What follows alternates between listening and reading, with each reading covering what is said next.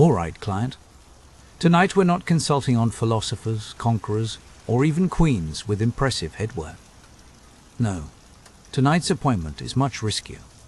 We're diving into the emotional battlefield of dating and romance in the Middle Ages. And let's be honest, if you've ever nervously sent a, "Hey you," up at 2 in the morning, you haven't even begun to taste the awkwardness of medieval courtship. Picture a world where love letters are scribbled in Latin and your romantic prospects hinge on the number of cows you can bring to the table. That's not a metaphor. It's livestock. So, before you settle in and start daydreaming about chivalrous knights or wistful ladies, do me a favor. Click like if you're enjoying my matchmaking services. Subscribe for future sessions. And, most importantly, drop a comment telling me where you're tuning in from and what unholy hour it is. Trust me, I love seeing my clientele stretch from Tokyo to Toledo, all united by the eternal quest for love, and sometimes a good sheep deal. Now, find your comfiest seat, maybe a velvet cushion if you're feeling noble, or a hay bale if you're honest, and let's dim the torches. We're about to step into a world where courtship is a team sport, and the referees are your parents, your priest, and your local livestock broker. Close your eyes. You're standing in a damp medieval village square, or maybe shivering against the drafty walls of a stone castle. The air smells faintly of bread, mud, and opportunity. You're thinking, how do I even begin to find someone special in this place? You glance around for someone to strike up a conversation with. Maybe you practice your opening line, something about the weather, maybe a compliment on their embroidered hose. But if you think you can just walk up and ask, "Do you come here often?" you're about to get a dose of cold medieval reality. In this era, dating as you know it, flirting, casual strolls, spontaneous heart emojis, simply doesn't exist. The idea of sneaking off for a romantic walk is as foreign as a mobile phone in a monastery. Your romantic destiny is already under negotiation by your parents, your liege lord, or perhaps even your local abbot, and the only app involved is the one tracking livestock assets. The entire enterprise is driven by survival, alliances, and, yes, the ever-glamorous dowry. If you happen to be noble, congratulations. Your marriage has probably been arranged since you were still in swaddling clothes. You may have met your intended just once, if at all, and your wedding day could easily double as your first date. Awkward. Absolutely. The stakes aren't about chemistry or shared interests, unless you count adjacent family crests and comparable tracts of land. Your future spouse could be a stranger, but the cows are always familiar. For peasants, the process is marginally less formal, but don't imagine your heart runs the show. Your parents have a keen eye for a neighbor with a sturdy roof, a promising pig, or an especially productive goat. Suddenly you're courting, all because your mother admired the way someone's daughter churned butter, or because your father owes someone a favor. Lucky you, indeed. Now, don't get me wrong. The medieval heart is just as capable of flattering as yours. People do feel affection, longing, and even the occasional passion. But in this world, love is rarely the priority. The real priorities: survival, inheritance, and keeping the family pigpen in the family. Falling for someone before marriage is risky, a wild card that could threaten a carefully planned alliance. Falling for someone outside your marriage is even more dangerous, unless you're an especially tragic poet or a troubadour with a death wish. The rules are strict, but the dreams are stubborn. Maybe you scribble a clumsy verse on a scrap of parchment. Maybe you steal a glance at the market as you haggle over onions. Maybe, just maybe, you set your sights on someone who hasn't been vetted by your family's livestock auditor. But for now, you wait. You keep your feelings under wraps, and you pray your parents never find out you fancy the miller's apprentice. Because in the end, marriage is a business contract, and love is the unpredictable bonus you hope will show up later. So, let's say you've spotted someone who makes your medieval pulse quicken. Maybe it's the way she balances a basket of onions on her head, or how he confidently whacks dust from a rug. Your heart leaps, but keep your expectations in check. In this world, romance doesn't happen without an accountant present. Before you even think about courtship, you ask yourself, what's my bargaining power? If your answer is, I have a great sense of humor, sit down, pour yourself some mead, and try again. If you're a young man, your currency is land, livestock, tools, or a house that doesn't leak too much. A love letter might earn you a smile, but 2 healthy oxen and a solid roof will get you a wedding. And if your father has already promised the family's best goat to your older brother, well, time to consider the priesthood. If you're a young woman, your family needs a dowry, coins, good wool, or perhaps a suspiciously generous flock of geese. Wit and charm are nice, but if your parents can't pony up, you'll be perfecting your embroidery for a long time to come. Now, suppose you do genuinely like someone, and the feeling is mutual. You lock eyes at the village well, and there's a spark that would make any troubadour swoon. It's romantic, it's poetic, and, in most cases, it's completely irrelevant. Unless your families are on equal footing, financially, socially, and, yes, bovinely, you might as well fall for the moon. For the noble class, things are even more tangled. Your hand in marriage isn't just about you. It's about property, borders, and political favors. You're not a person so much as a walking treaty, a chess piece in your family's grand strategy. Even peasants aren't immune. You marry for practical reasons, not passion. Your pig pen borders someone else's wheat field. Now that's what passes for romance in these parts. You may dream of passion, but you settle for irrigation rights. But hope springs eternal, even in the muddiest of fields. Maybe you carve a small trinket, a spoon, a comb, a slightly chipped mug, and offer it as a token of admiration. Maybe you pick a handful of berries, or attempt a compliment about someone's sturdy boots.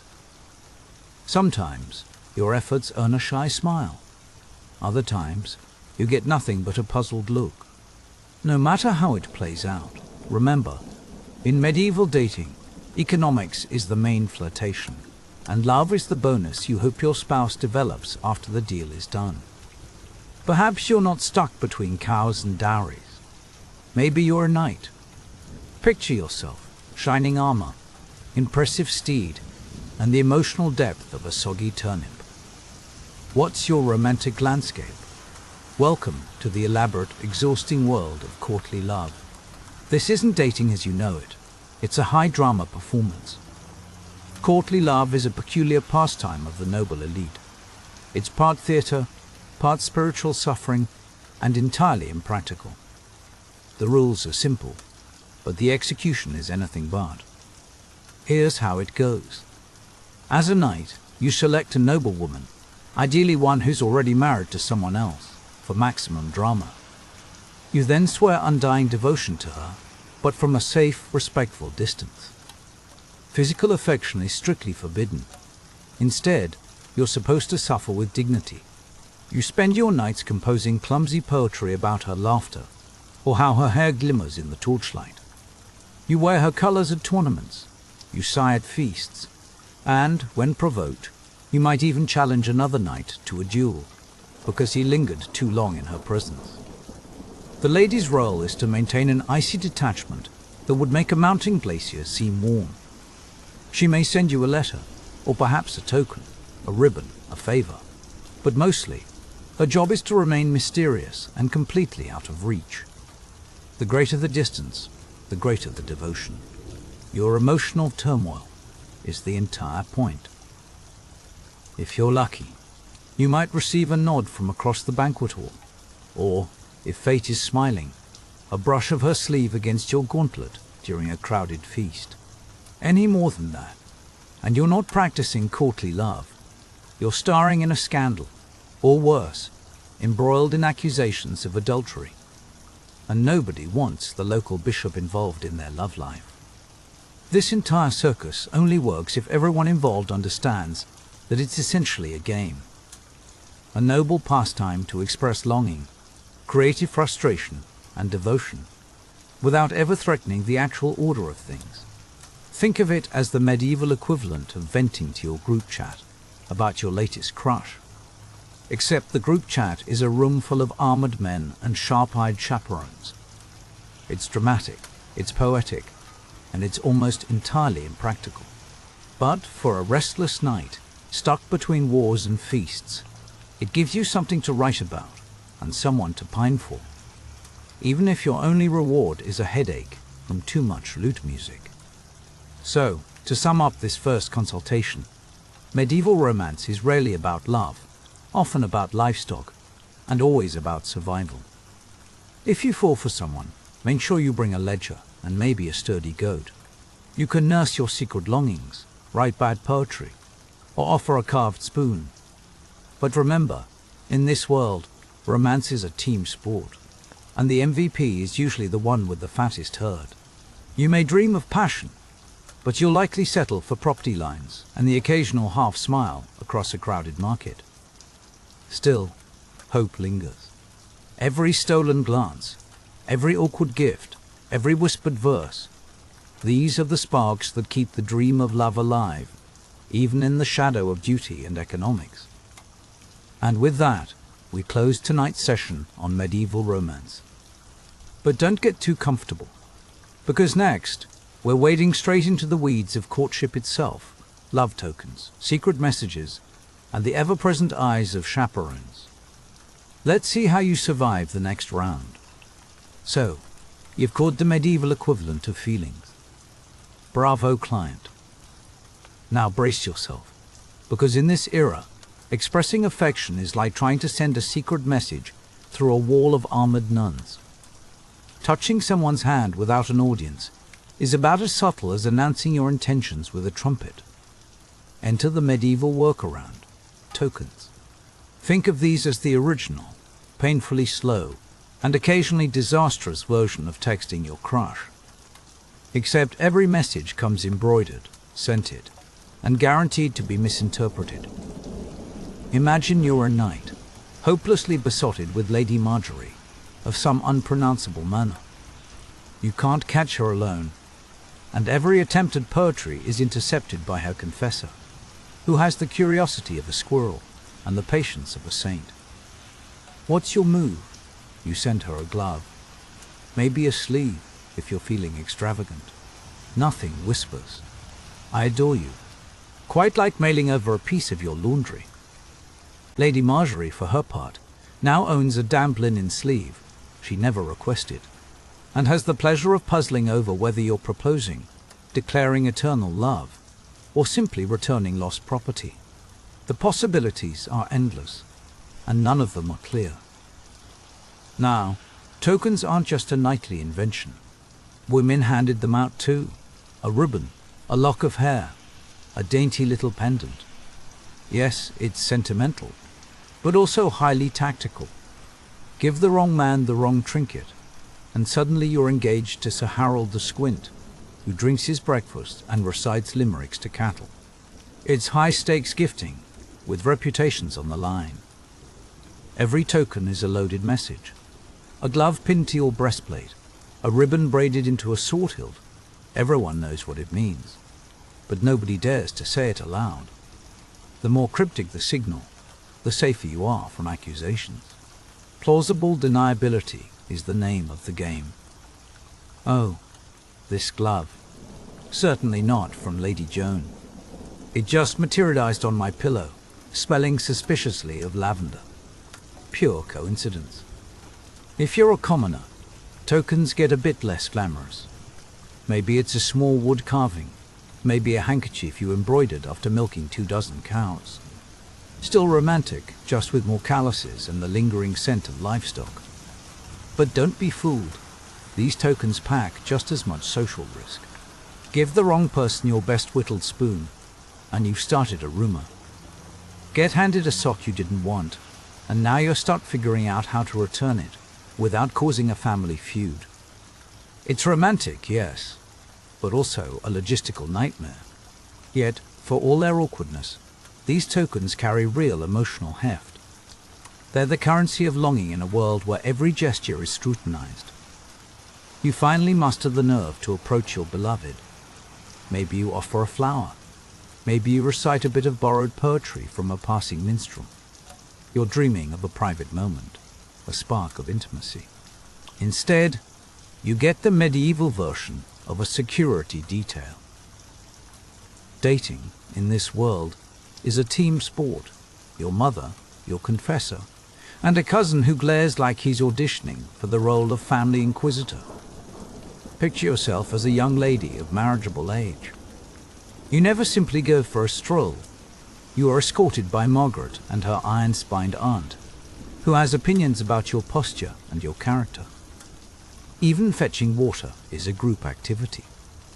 Every move is monitored, every glance catalogued. It's less romance, more spycraft. If you're a man hoping to woo someone, you'll need the approval of her family, her priest, and the local grapevine. Show up with a bouquet, and her father lurks behind the door, sharpening something shiny.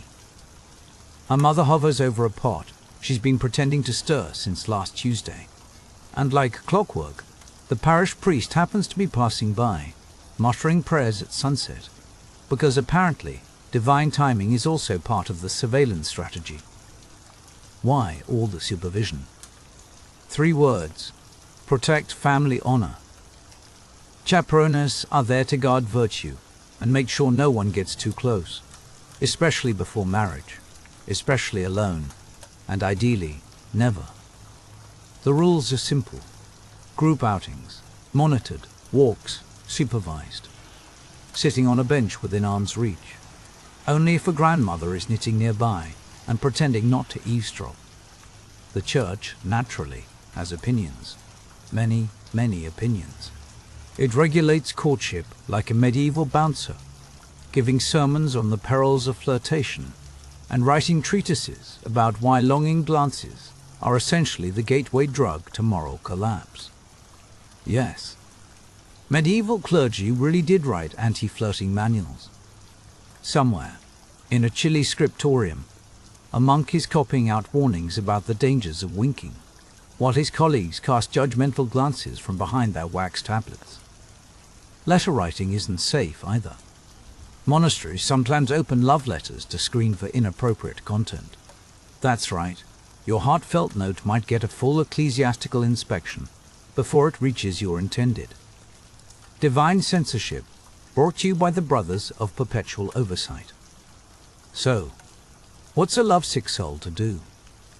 You adapt. You learn to fall in love quietly, usually in the presence of everyone you've ever met, and possibly half the town. Medieval romance means exchanging glances across a banquet table. Maybe your beloved picks up your dropped handkerchief and, miraculously, doesn't toss it into the fire. The tension is unbearable, but you still can't say what you mean. Chaperones hover, priests linger, mothers loom, all acting as emotional customs agents. So you turn to the written word, the secret love letter. Now we're talking real risk. This is the most dangerous piece of parchment you'll ever touch, second only to a royal decree of excommunication. Here's your shot to say everything you can't utter aloud, but you can't just blurt out, "I like you." No, you must write, "My soul is a stag, pierced by the radiant arrow of your mercy, wandering the forests of yearning." Subtlety is everything, and literacy not a given. If you're fortunate enough to know your letters, you pen your message on parchment, dusted with flower petals, or, for the ambitious, a dab of perfume. Mind you, be careful. One overzealous noble wrapped a love note around a pickled herring and sent it to the wrong recipient.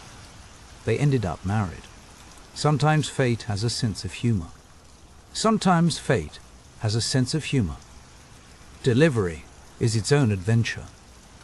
You can't just hand over the letter.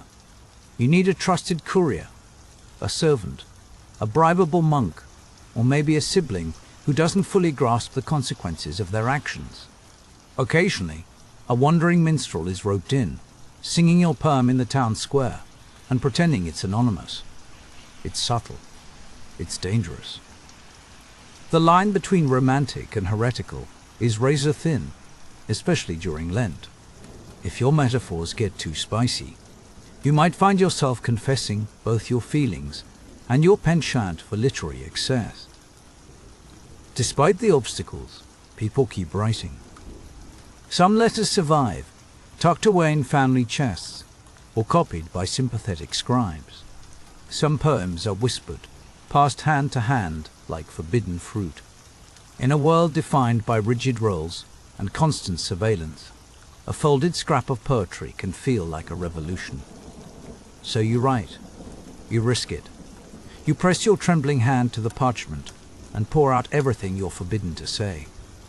Just remember, never sign your name too clearly. You want a love story, not a summons before the bishop.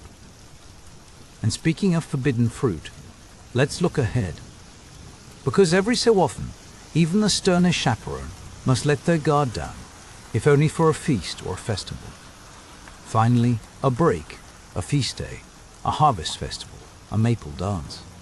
The rules loosen, the music starts, and for a brief moment, the heart gets a chance to breathe. At last, you get a day off. The fields are resting, the church bells ring with a bit more optimism, and the village square is suddenly filled with more color than you ever thought possible. It's festival time, a brief window when your life is not just a cycle of labor, prayers, and pretending you aren't staring at the baker's apprentice. Today, you're officially permitted to flirt, but only in that medieval way where everyone is watching, nobody is watching, and a chicken is probably watching too. Welcome to the medieval festival, where romance is less about privacy and more about surviving the gauntlet of neighborly surveillance, livestock, and your own nerves. Festivals were one of the rare socially sanctioned opportunities for men and women to mingle, laugh, and, scandalously, make eye contact. There's music, usually played by someone who knows 3 tunes and one of them is out of tune. There's ale flowing like someone left the tap open. And there's always that one person wearing a crown of wildflowers, like they invented spring itself. For once, nobody's pretending to be miserable, except perhaps the local priest, who is already planning penance for Monday. If you're a peasant, your romantic repertoire involves impressing your crush with feats of strength or agility. You might leap into a sack race, chase a greased pig through the mud, or attempt to juggle bread rolls that are only slightly fresher than the village gossip. Nothing says, I'm available, quite like tumbling off a hay bale and landing with all the dignity you can muster. Dancing is your golden ticket to physical contact. The steps are formal, the lines are strict, but a well-timed twirl or an almost accidental brush of the hand can say more than any sonnet. The maypole dance, for instance, is basically a mass flirtation disguised as athletic exercise. Ribbons, plausible deniability, and the hope that your crush is on the same side of the pole. It's a medieval version of swiping right. Ribbons, plausible deniability, and the hope that your crush is on the same side of the pole. It's a medieval version of swiping right. Now, if you belong to the nobility, your idea of flirting at a festival comes with less mud and more poetry, often delivered with the seriousness of someone composing the Magna Carta. You might write a verse comparing your beloved's eyes to twin candles, or their hair to golden wheat, and present it with a trinket, a brooch, a ribbon, or a handkerchief that may or may not have been made by your servant 5 minutes earlier. Food is your secret weapon. Offer your intended a honey cake or a meat pie. If they take it with a smile, you're in.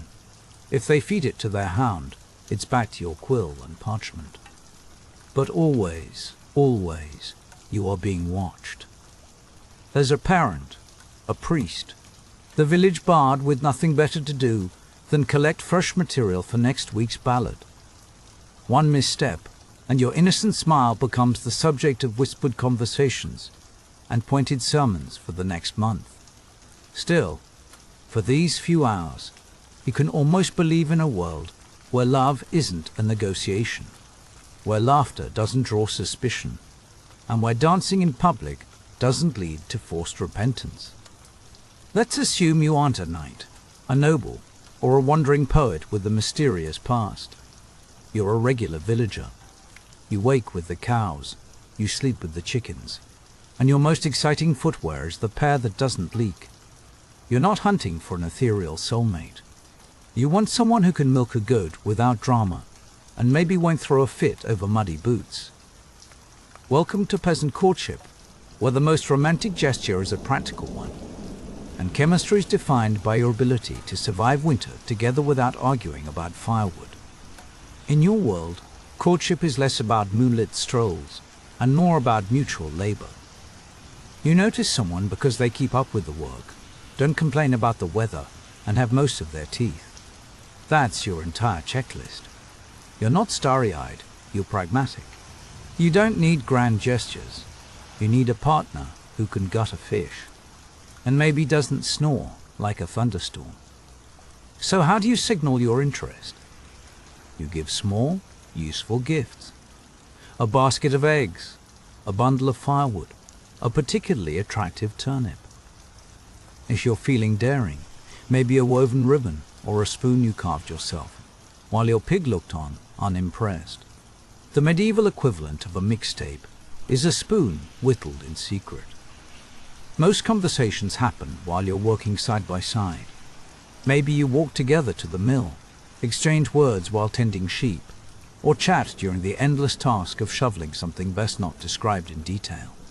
There's no poetry, just talk about the weather, the harvest, and whether old Thomas really did fall in the well again. Yet somehow, there's a sweetness to this simplicity. Romance isn't about declarations. It's about sharing chores, knowing how fast your partner can run after a wayward goat, and whether they'll cover for you if you accidentally let the fire go out.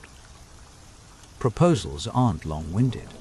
If you both agree, and your families don't object, you get married. Maybe you move into a shared hut. Maybe you build a new one with a little help from your neighbors. You bring your best blanket. Your new spouse brings a goat.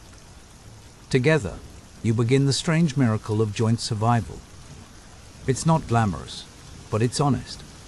You've succeeded if you find someone who can cook, keep the house in order, tolerate your family, and doesn't flinch at your feet.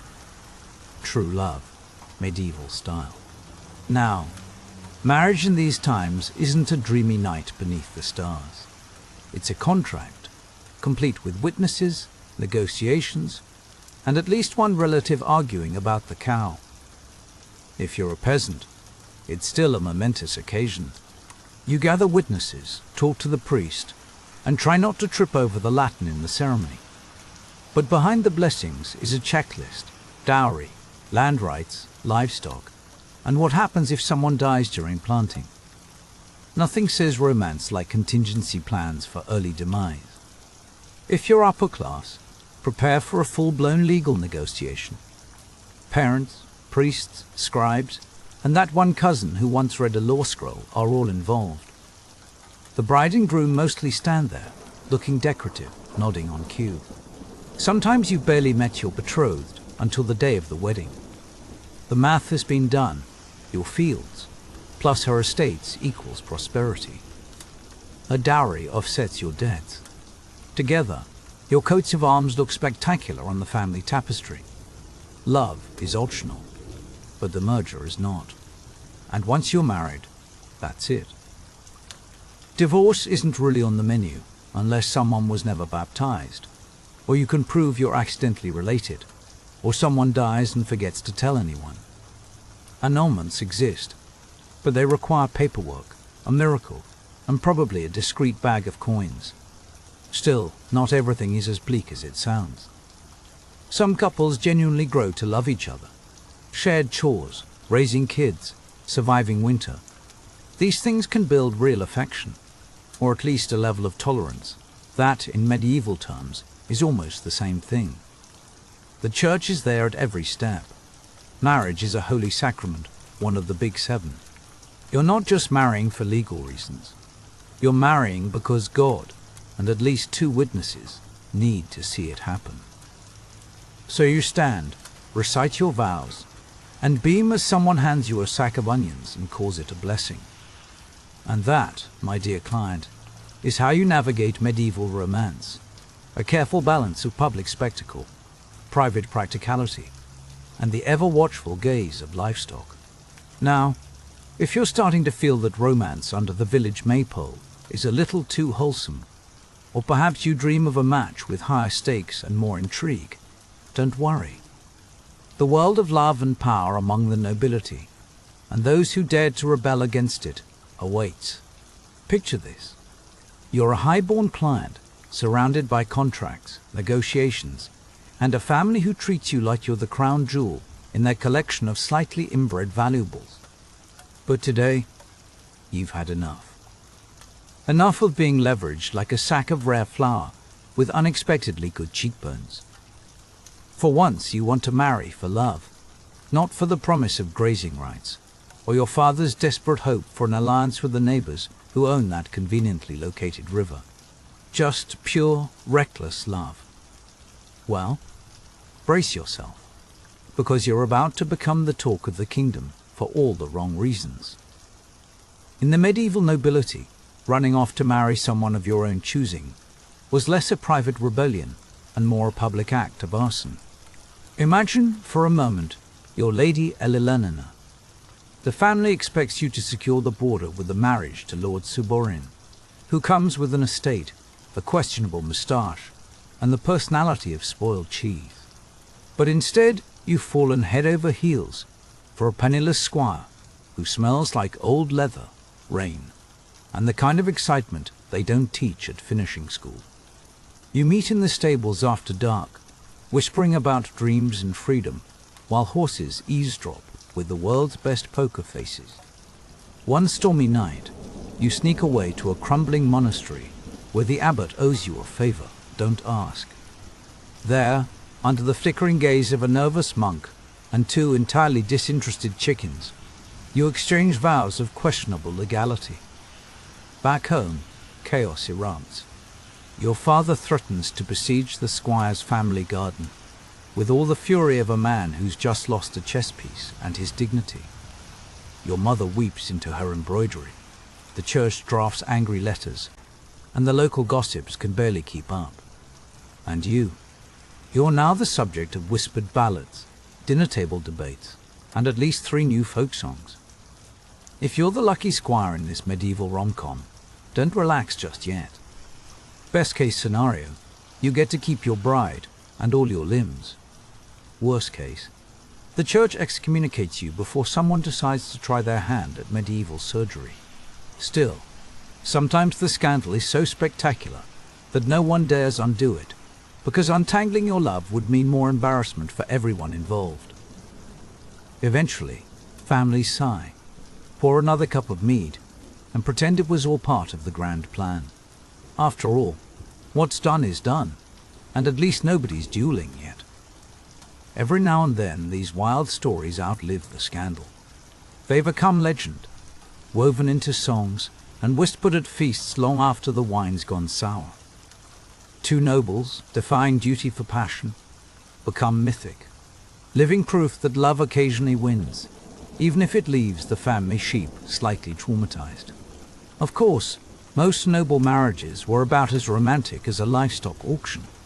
But these little rebellions, moonlit escapes, forbidden vows, a ladder tied to a conveniently placed horse, reminded everyone that love, while a terrible investment, had a habit of refusing extinction. So, the next time you feel dramatic for swiping left or declining a second date, remember, at least you're not dodging angry barons or explaining to your parents why there's a squire hiding in the pantry. Ah, marriage. That noble union of 2 souls, several cows, and a meticulously itemized receipt. In the Middle Ages, love was nice, but a solid dowry. That was the stuff of medieval sonnets. Let's switch perspectives. You're a bride, and your family is preparing to launch you into the marriage market, like a well-furnished, portable investment portfolio. The dowry parade begins. Coins, linens, a cow with an attitude, maybe even a set of pewter dishes if your parents are feeling flush. All of this gets handed over to your future husband, who accepts both you and your mobile assets with the air of a man reviewing a promising stock tip. But don't get too attached to those cows. You're not keeping them. The dowry is absorbed into your new household, managed by your husband, guarded by the law, and, if you're unlucky, gambled away on dice and ale by the first Saint's Day. Sometimes, the exchange works in reverse. In certain regions, it's the groom who pays a bride price.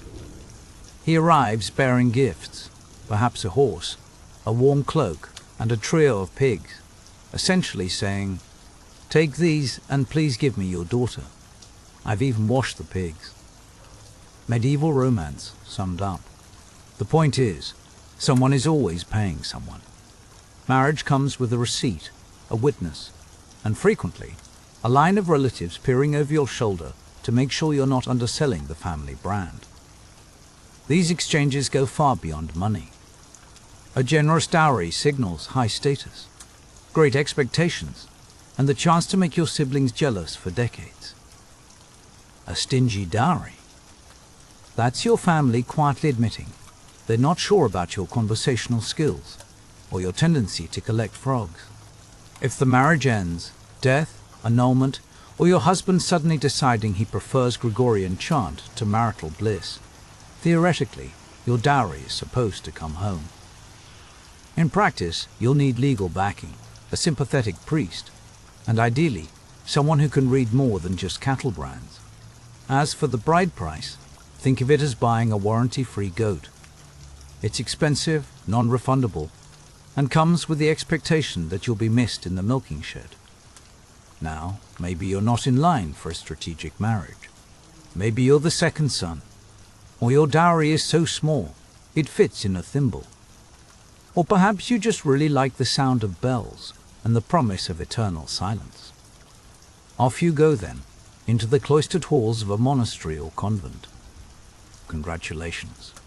You've chosen a life of poverty, chastity, and a level of romance so discouraged it could qualify as an Olympic sport. You're surrounded by stone walls, candle smoke, and Brother Anselm, whose pious gaze is unexpectedly smouldering. Even behind monastery walls, forbidden love finds a way. You're supposed to give your heart to God, and only God. But humans are humans, even in itchy robes and drafty cells. Maybe it starts with innocent bread, passing in the refectory, or a shared joke about a mispronounced psalm. Soon enough, you're sneaking extra cheese into Sister Beatrice's satchel, and composing theological treatises that sound suspiciously like love letters. Your soul is a shining light in the darkness of my contemplation. The church frowns. Scandals erupt anyway. Secret meetings in the herb garden. Midnight confessions that are definitely not on the official schedule. And the occasional nun whose robes are fitting a little too tightly.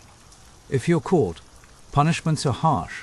Public penance, exile, or reassignment to a remote abbey, famous only for sheep and silence. Sometimes, if you're especially daring, you escape and try for a life together on the outside, shorn of holy vows, but buoyed by the hope that love might be worth a little disgrace. Most, though, retreat to the cloister, red-faced and claiming it was all an overzealous debate about the finer points of doctrine. Because monastic life is about discipline, but hearts are notoriously unruly, even in Latin. Let's say you followed all the rules, made all the right alliances, and finally found yourself standing at the altar. The priest mutters prayers. The pig roast smokes in the distance, and someone dumps mead down your mother's only nice cloak. Months or years pass. Suddenly, it dawns. Maybe your spouse snores like a wounded lute, or maybe they forgot to mention their dice habit, or maybe you're just realizing that marrying for land and livestock doesn't always guarantee romantic bliss. Congratulations, you've entered the world of medieval marital disappointment. Now, don't even think about reaching for the divorce papers. They don't exist. Marriage is a sacred, unbreakable bond blessed by the Church, sealed by God, and enforced by the sort of public shame that makes you long for a nice private dungeon. If you're desperate, you can try for an annulment. But you'll need a much better excuse than just saying you don't get along. Only major reasons are accepted, like being underage, already married, too closely related, which, believe it or not, happens more often than people like to admit, or if the marriage was never actually consummated, and proving that requires what might be the world's most awkward written testimony. Good luck with that. For nobles, it's even stickier. Your marriage is a political contract, not just a personal one. Trying to wriggle free could spark a feud, ignite a scandal, or launch a minor war, complete with disappointed in-laws and at least one siege involving livestock. So, most unhappy couples do what medieval nobles do best: endure. You sleep in separate beds, sigh dramatically at dinner, and pour your feelings into embroidery or a particularly angry psalm. Passive aggression becomes the official household language. Of course, affairs happen, quietly, sometimes spectacularly. Nobles have secret lovers. Peasants make suspiciously frequent visits to the neighbor's field. The Church condemns it all. But that just makes everyone better at sneaking around barns and blaming questionable choices on divine mystery. For women, getting out of a bad marriage is nearly impossible. Even if your husband is violent, vanished, or just insufferably pious, society expects you to stay loyal, quiet, and moderately holy while surviving on bread crusts and the cold comfort of social disapproval. Still, some people manage to carve out something resembling partnership. Marriages aren't always happy, but they can turn into alliances bonded by hardship, routine, and the shared triumph of hauling firewood during a rainstorm. Through all the politics, contracts, and livestock-based negotiations, there's still a lingering hope that love might slip through the cracks. It's never easy. It's rarely fair. But sometimes, just sometimes, it's enough to keep you going. And if all else fails, you can always start composing your own scandalous ballad. Which brings us, naturally, to the next dilemma. What happens when the contract ends, not by choice, but by fate? Say, if your spouse dies. Picture this. You survived years of marriage in medieval Europe. Maybe you spent decades boiling laundry, wrangling goats, or dodging your in-laws at every holiday feast. Then, one evening, fate intervenes. Perhaps it was the plague, a cough, a fever, then silence. Or maybe your spouse slipped on an icy step, or had an ill-fated run-in with a particularly territorial rooster. Whatever the cause, you're now officially a widow or widower. And for the first time in years, you're back in the dating game, medieval edition. Now, don't expect a parade or a cake. But make no mistake, widowhood in the Middle Ages could feel like someone just handed you a rusty set of keys to a brand new, slightly haunted castle. And for women especially, this was the closest thing to freedom you'd see all century. Suddenly, you're the one in charge, managing estates, making decisions, and, yes, even speaking your mind in the town square, without someone immediately hissing for you to quiet down. If you happened to be under 40, still possessed most of your teeth, and had a reasonably functional hip, suitors would start circling like crows at harvest time. Some were drawn by your wit. Most, let's be honest, were after your dairy cows and that patch of barley you inherited. If you were a man, things moved even faster. Society would take one look at your 11 children, half of whom are still sticky from breakfast, and basically shove you back toward the altar. Who else is going to wrangle that brood? Patch your socks, and make sure the bread doesn't come out looking like a roof tile. You'd start sizing up the baker's daughter, or maybe either widow with the suspiciously robust turnip crop at market.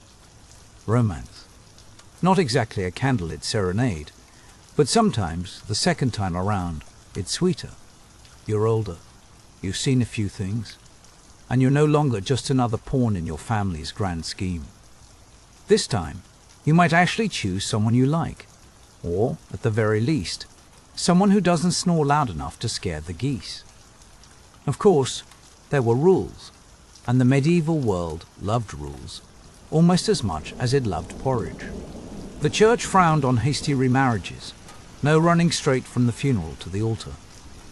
There were mourning periods to observe, and if you moved too fast, expect a stern talking to from the local priest, or, worse, that one neighbor who always seems to know everyone's business. And then came the negotiations over dowries and inheritance. Nothing says romance quite like arguing over who gets the good butter churn with your late spouse's brother, who still hasn't returned your best axe. But for all the obstacles, remarriage was expected. Life was short, winters were long, and nights alone in a drafty cottage could make even the most independent soul long for company.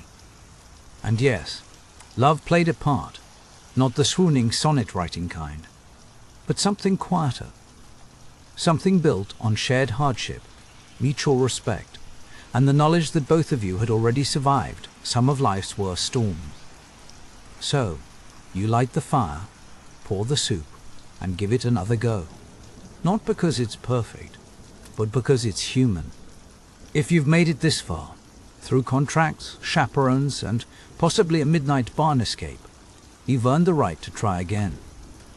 But before you let your heart or your livestock run wild, remember, medieval romance was never just about the heart.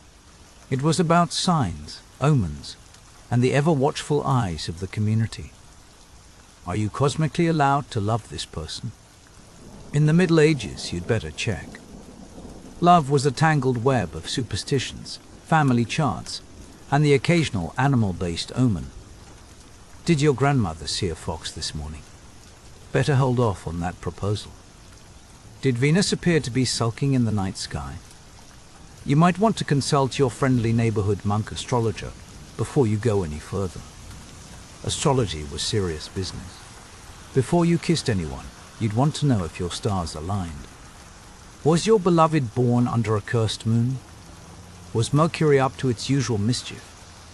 If the omens didn't line up, you might be better off marrying the next person in line, preferably someone with less planetary baggage. And then there were the birthmarks. In a world without dating apps, a curious mole could be interpreted as anything. A secret sign of destiny, a mark of doom, or proof that you're actually your lover's long-lost sibling. Superstitions were nothing if not flexible.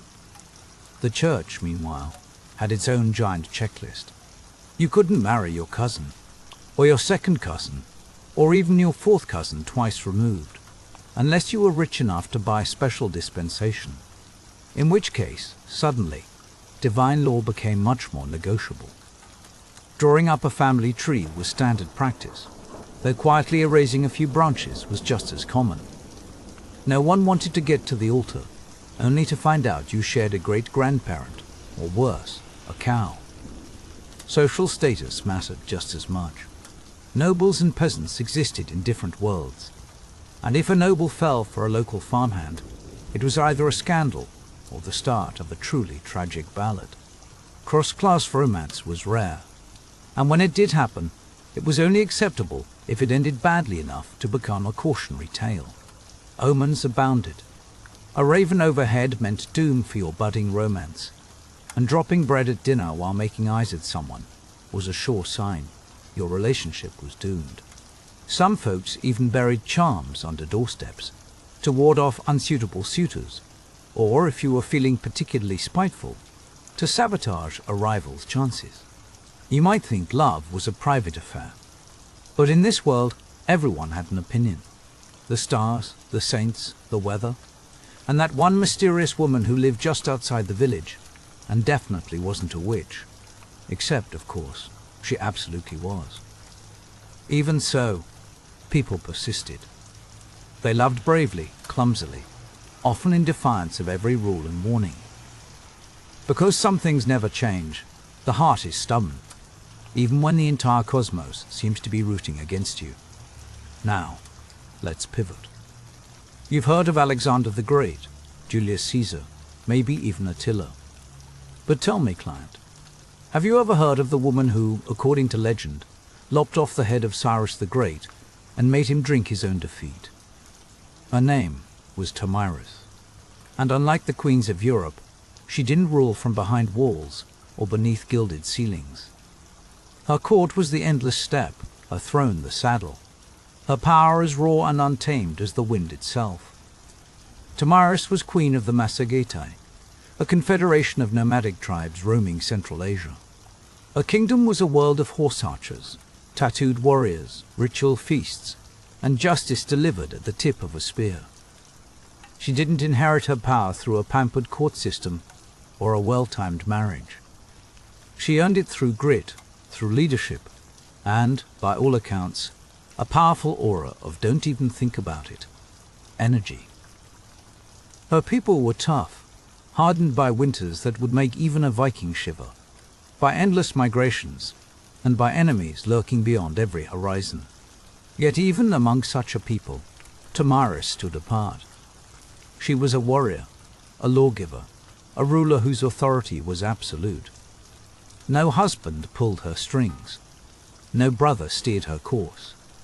Most of what we know about Tomyris comes from the Greek historian Herodotus, a man with a flair for the dramatic and a notoriously flexible relationship with facts. Still, even if only a fraction of his tales are true, Tomyris was more than just a queen. She was a tempest in human form. Here's the heart of her legend. The world's greatest empire at the time, the Achaemenid Persians, led by Cyrus the Great, was expanding. Cyrus had already toppled Lydia and Babylon. Now his gaze turned east to the lands of the Massagetæ. For Cyrus, this was just another conquest. He was used to cities falling at his feet, rulers bending the knee, and historians singing his praises.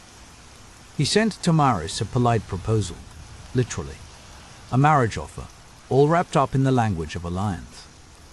No doubt he pictured himself as a generous suitor, but Tomyris saw it for what it was, an imperialist pick-up line. Accept, and her people would become vassals.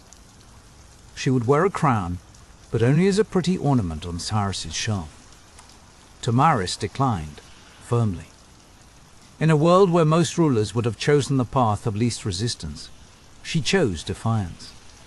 And Cyrus, who was not used to hearing the word no, didn't take rejection well. If he couldn't win her with flattery, he would take her kingdom by force. He crossed the Araxes River, establishing a foothold in her territory, and prepared for war.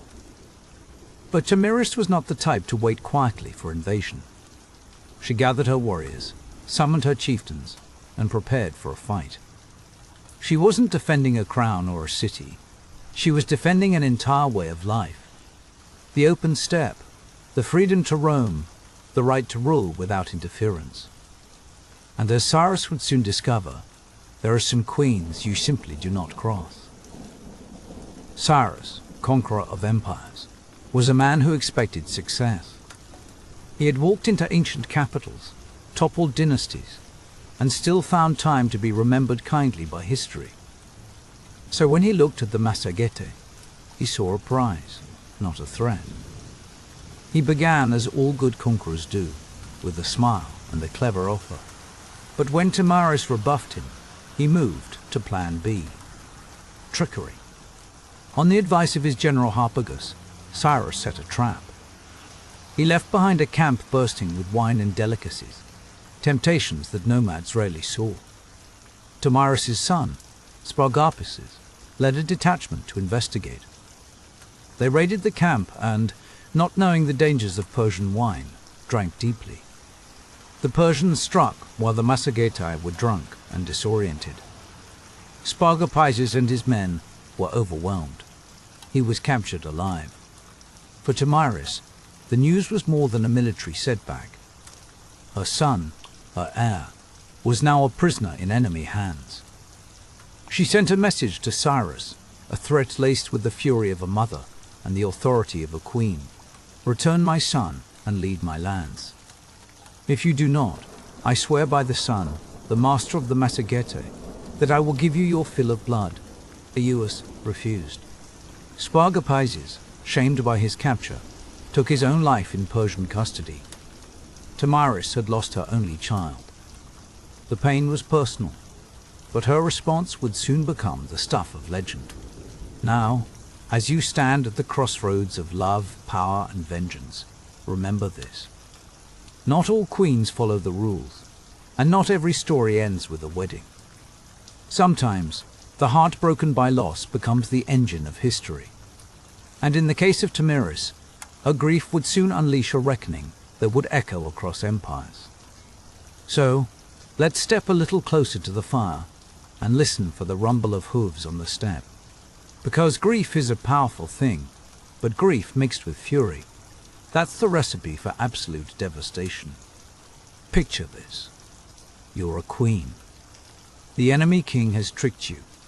Your son is dead by his own hand in a foreign camp, and the only thing holding your world together is a thread woven from equal parts grief and white-hot rage.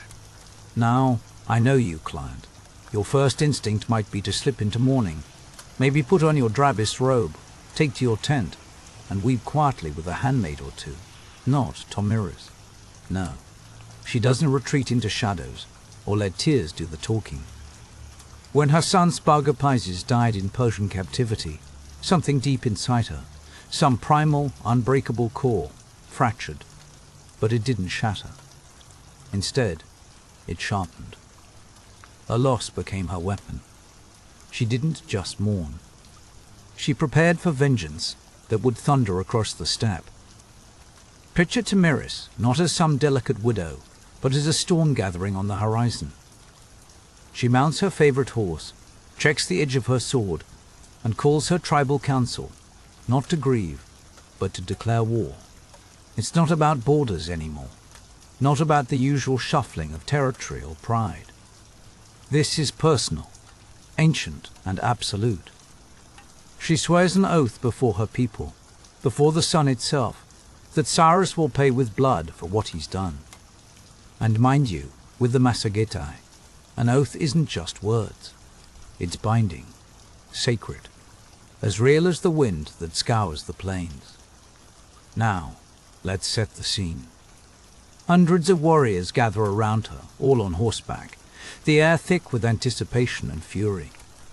They're not lined up like the Persians, no neat rows of spearmen shuffling forward to the sound of drums. This is chaos with a purpose. Faces streaked with ochre and charcoal, leather armor creaking as riders shift in their saddles, horsehair standards snapping in the wind. If you're imagining some stately parade, forget it. This is a gathering storm, and Tomyris is its thunderhead. And here's where things get downright cinematic. Cyrus, flush with triumph from his earlier trickery, is convinced he's got Tomyris figured out. Maybe he even thinks she'll crumble, that her grief will make her reckless. But Tomyris, if you'll pardon the matchmaking pun, has learned his patterns. She studies his moves the way you might size up a rival on a dating app, noting every boast, every weakness, every sly tactic. She waits until confidence curdles into carelessness. Then she makes her move. The two armies crash together in a battle so bloody that even Herodotus, who never met a massacre he didn't want to exaggerate, calls it one of the most savage in history. There are no speeches, no grand declarations, just the raw chaos of war. Horses scream, arrows fly, swords flash in the piercing sunlight. In the thick of it, Tomyris doesn't hang back. She rides at the front, swinging her blade with deadly precision. A queen impossible to miss. Her fury palpable in every slash and command. Forget the silk-robed empresses of Greek imagination. Tomyris is grit and muscle, determination personified. When the dust settles, the unimaginable has happened. Cyrus the Great, conqueror of kings, terror of the Near East, lies dead on the trampled earth. His empire, so sure of its own invincibility, is suddenly leaderless. Tomyris, never one for subtlety, has his body found and searched. Then comes the flourish that makes legends. She orders his head severed, then plunged into a wineskin brimming with blood, presenting it as a final, grisly offering. "You thirsted for blood," she says, her voice steady and cold.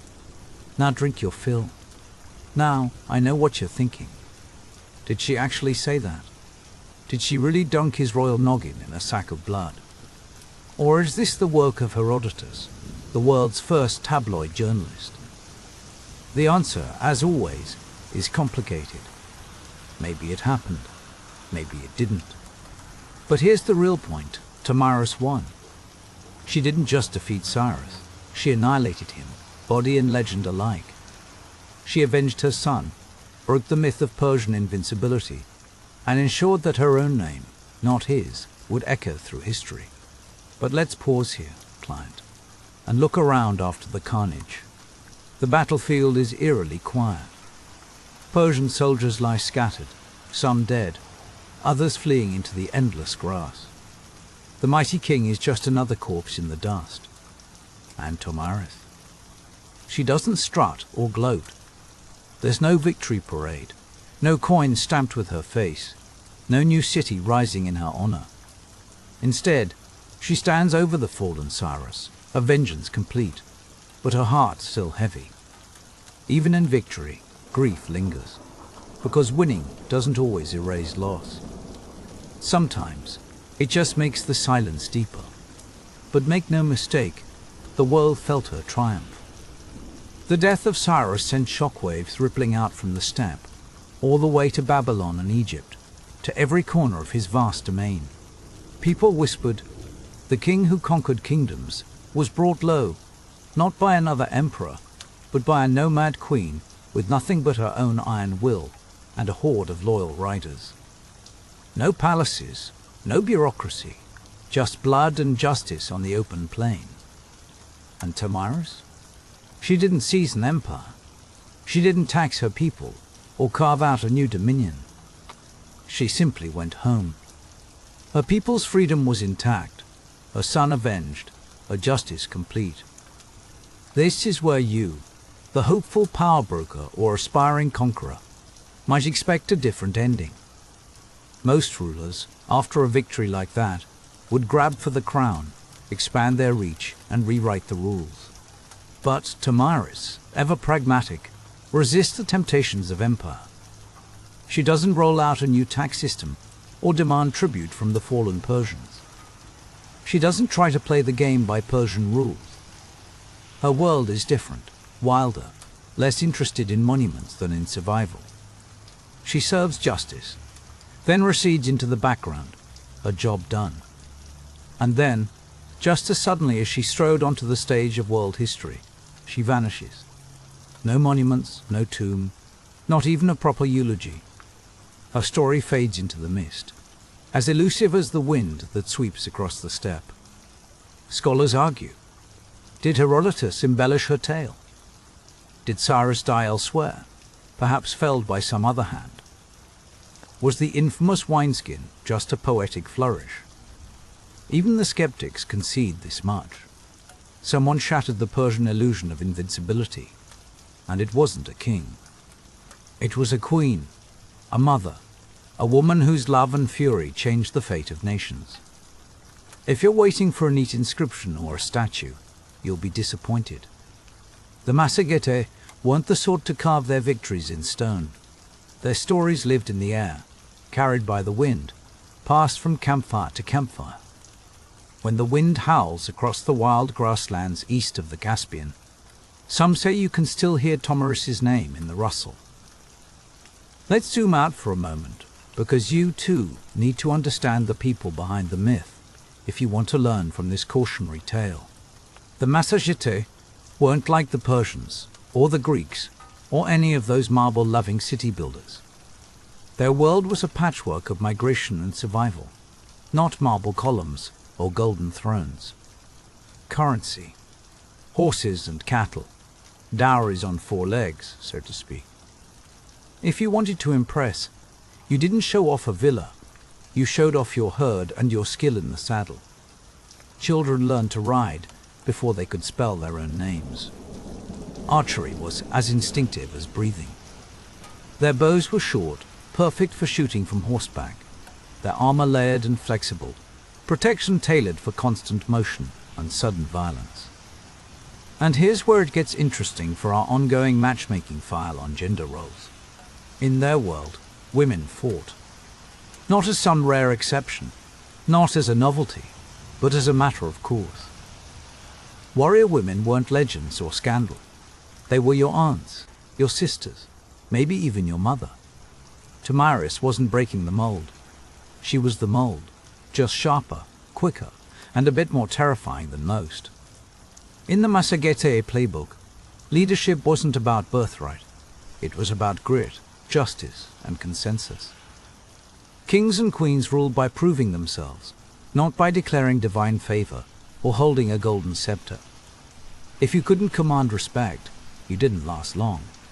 Justice in Massagetei society was swift and severe, but not capricious. Crimes were punished, loyalty rewarded, and property, more often than not, held in common. What mattered wasn't who you were, but whether you could defend your people and uphold your word. Their religion, sun worship, which makes sense if you live somewhere. The sky stretches forever, and the only thing higher than your ambition is the sun itself. Tomyris, in her warning to Cyrus, swears by the sun, the ultimate authority of her people. To break an oath was to offend the heavens themselves, not a great move if you're hoping for matchmaking success. So let's put aside the romantic notion of Tomyris as a lone heroine or an anomaly. She was exactly what her society admired: fierce, principled, and unwavering. The Persians boasted their bureaucracy, their palaces, their armies measured in tens of thousands. The Massagetei had freedom, mobility, and a queen who could turn grief into a weapon. In a single cataclysmic battle, Tomyris proved that sometimes that's all you need. And here's the twist, the whole story. Every detail about Tomyris and her legendary showdown comes from one source, Herodotus, the so-called father of history, who, if we're being honest, is also the father of embellishment, dramatic irony, and the occasional tall tale. The man loved a good yarn, especially if it involved oracles, omens, or blood-soaked vengeance. So how much of this is real, and how much is just Herodotus hamming it up for his audience of wine-soaked Athenians? Hard to say. He relied on rumors, hearsay, and whatever stories floated his way from the edge of the empire. For him, history was as much theater as chronicle. But here's a matchmaking lesson even the most skeptical clients should take to heart. Herodotus chose Tomyris. In a world of men, he gave pride of place to a queen from the wild steppe who toppled the greatest king of her age. That's not nothing. And the story spread because it had all the elements of an epic: a mother's grief, a cunning enemy, a battle to the death, and a finale so gruesome it would make even a Greek chorus wince. If you heard it recited by a traveling bard in a smoky tavern, you'd remember Tomyris, not because she wore a crown, but because she refused to accept the world as it was handed to her. As the centuries rolled by, Tomyris' legend grew. Medieval chroniclers painted her as a wild Amazon, fearsome and untamed. Renaissance artists imagined her, dripping with blood, hoisting Cyrus's head for all to see. She became a symbol, exotic, terrifying, unforgettable. Yet beneath all the embellishments, something real endures. A queen, a mother, a war for justice. The details may blur, the dialogue may be lost to time, but the heart of the story rings true. It's too raw, too particular, too human to be pure invention. So here's your takeaway, client. Herodotus didn't just record Tomyris. He made her immortal, even if the facts got a little slippery along the way. Her name outlasts the edicts of kings and the carvings of conquerors, because history, in the end, remembers vengeance more vividly than empire. It remembers the queen who rode into battle for love and who made sure the world would never forget her. And just as the winds of the steppe carry whispers of her name, the next chapter of her legend is about to ride in. For a queen with no surviving monuments, Tomiris has haunted the imagination of empires for over 2,000 years. Picture this. You're paging through an art history book, one of those heavy coffee table beasts that threatens your toes if you drop it. And suddenly there she is, a queen, utterly composed, staring straight at you, while trailing the freshly removed head of a famous conqueror. There's a hush over the painted court, courtiers frozen somewhere between horror and awe. Welcome to the legend of Queen Tomiris, who, for a woman with no surviving palace or selfie-worthy sculpture, has haunted the world's imagination for over 2 millennia. If you were a Renaissance painter, Tomiris would be your ultimate muse. Rubens himself couldn't resist her. In 1622, he captured her in a scene that's basically the opposite of a Hallmark greeting card. Tomiris, calm as a chess grandmaster, watches as the head of Cyrus the Great, yes, that Cyrus, gets ceremonially dipped into a vessel brimming with blood. Subtle? Not in the slightest. Unforgettable? Absolutely. These European artists weren't just painting a historical figure. They were inventing an icon. To them, Tomiris was whatever the era needed. A vengeful mother, a wild barbarian, a wise ruler, or a walking warning label for men with overinflated egos. She was a Rorschach test in royal robes. Writers, it seems, adored her just as much. Flit through the philosophical debates of the 18th and 19th centuries. Yes, that's a thing people actually did, and you'll find Tomiris striding through plays, novels, and treatises like she owns the place. Thinkers of the Enlightenment couldn't make up their minds. Was she living proof that women could rule with wisdom? Or a cautionary tale about what happens when emotion takes the throne? Either way, she was always in print, popping up in arguments about everything, from monarchy to the mysteries of gender. And yet, here's the twist in our matchmaking tale. Our own people, the Massagetæ, left us nothing. Not a single inscription, not one golden plaque, not even a humble yurt with Tomiris was here, scratched into the felt.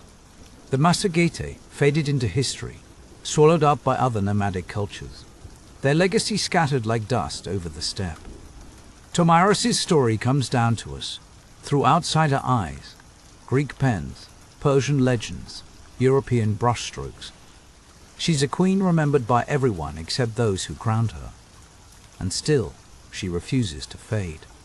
Fast forward through the centuries, and you'll spot Tomiris making some of the most unlikely comebacks. During the Soviet era, she was dusted off and repackaged as a symbol of resistance against imperialism, a sort of Central Asian Joan of Arc, only with more decapitations.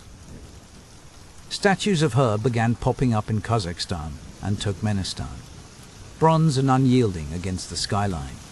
Modern scholars no longer see her as a bloodthirsty barbarian, but as a savvy head of state, a woman who led armies, cut deals, and never once waited for permission.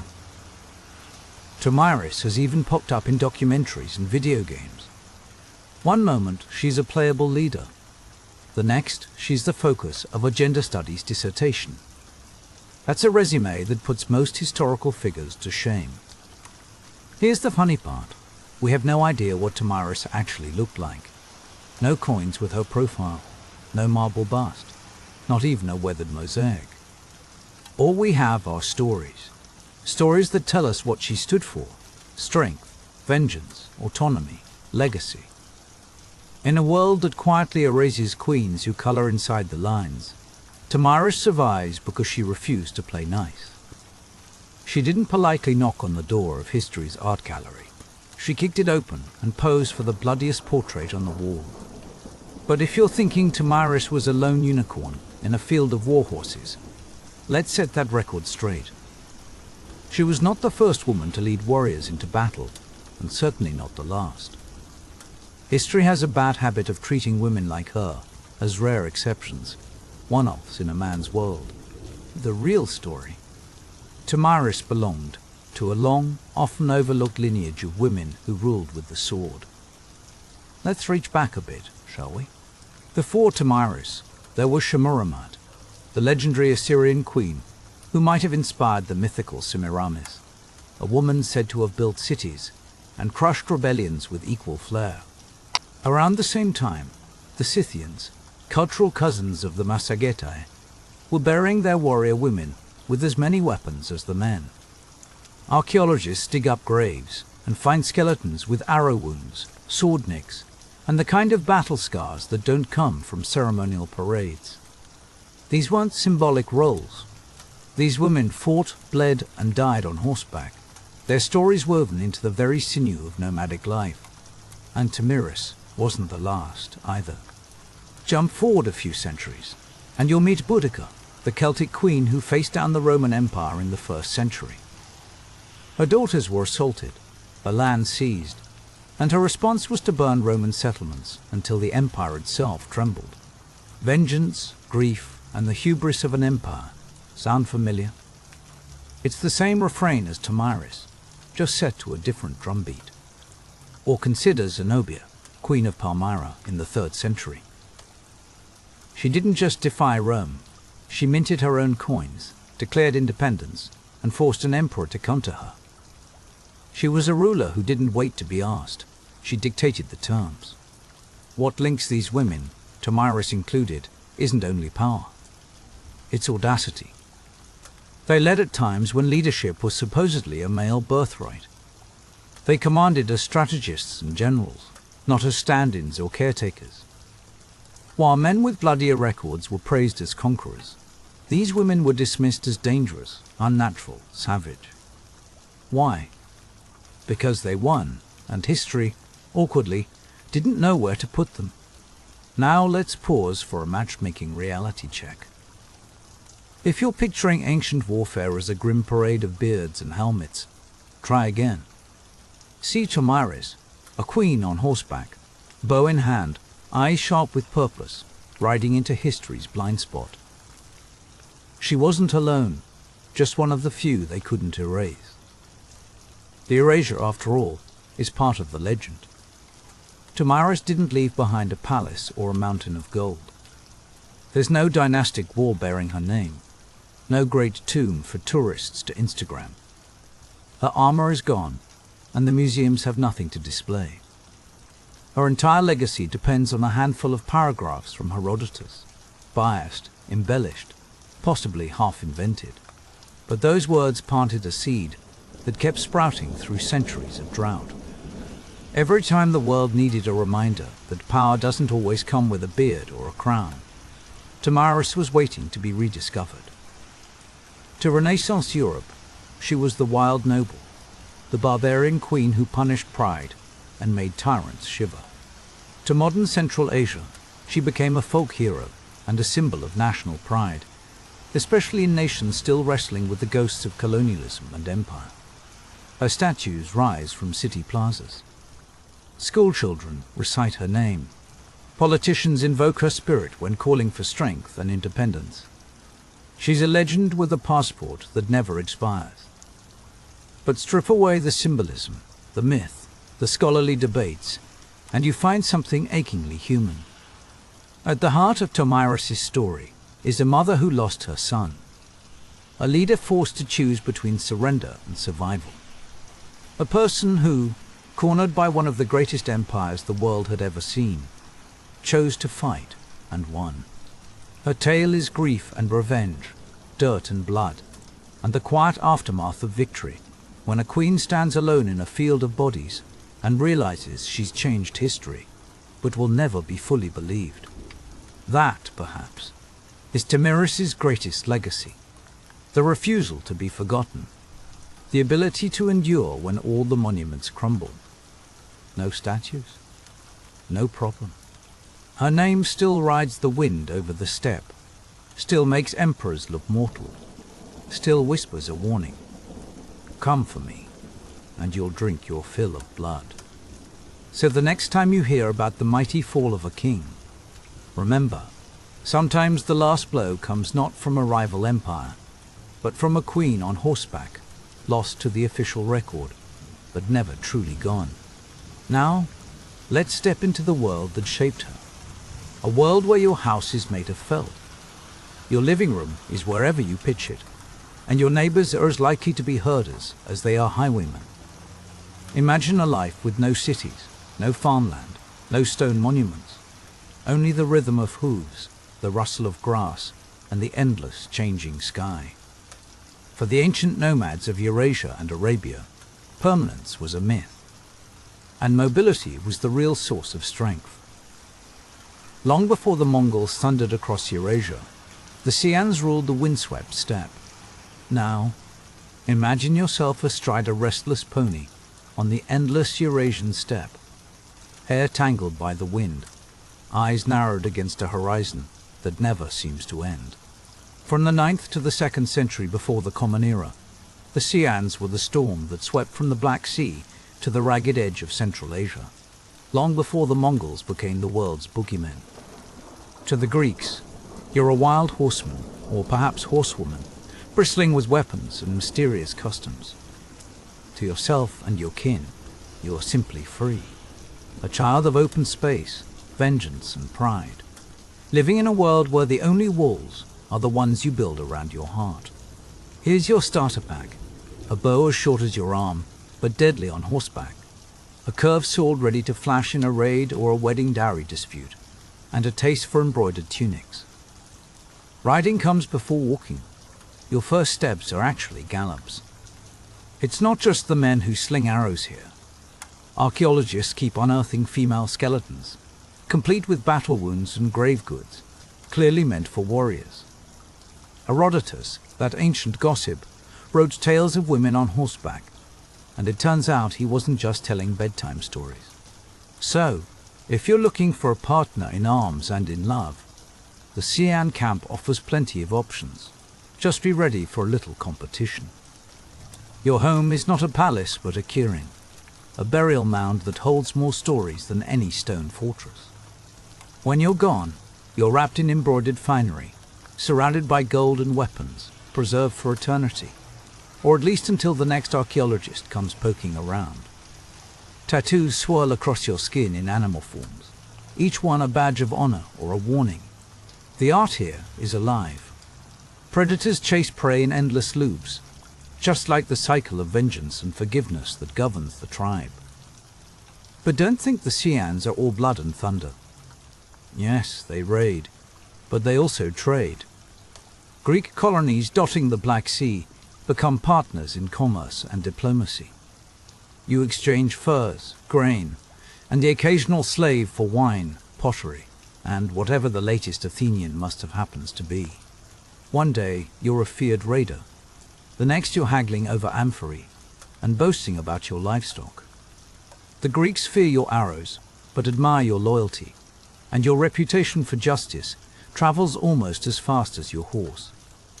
They write about your strange habits, drinking the blood of your enemies, taking scalps as napkins, but also about your fierce devotion to kin.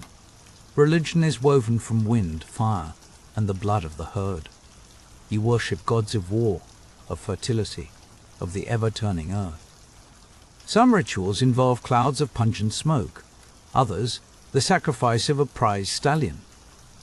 There is no word for owning the land, only for moving across it, returning in cycles as ancient as memory itself.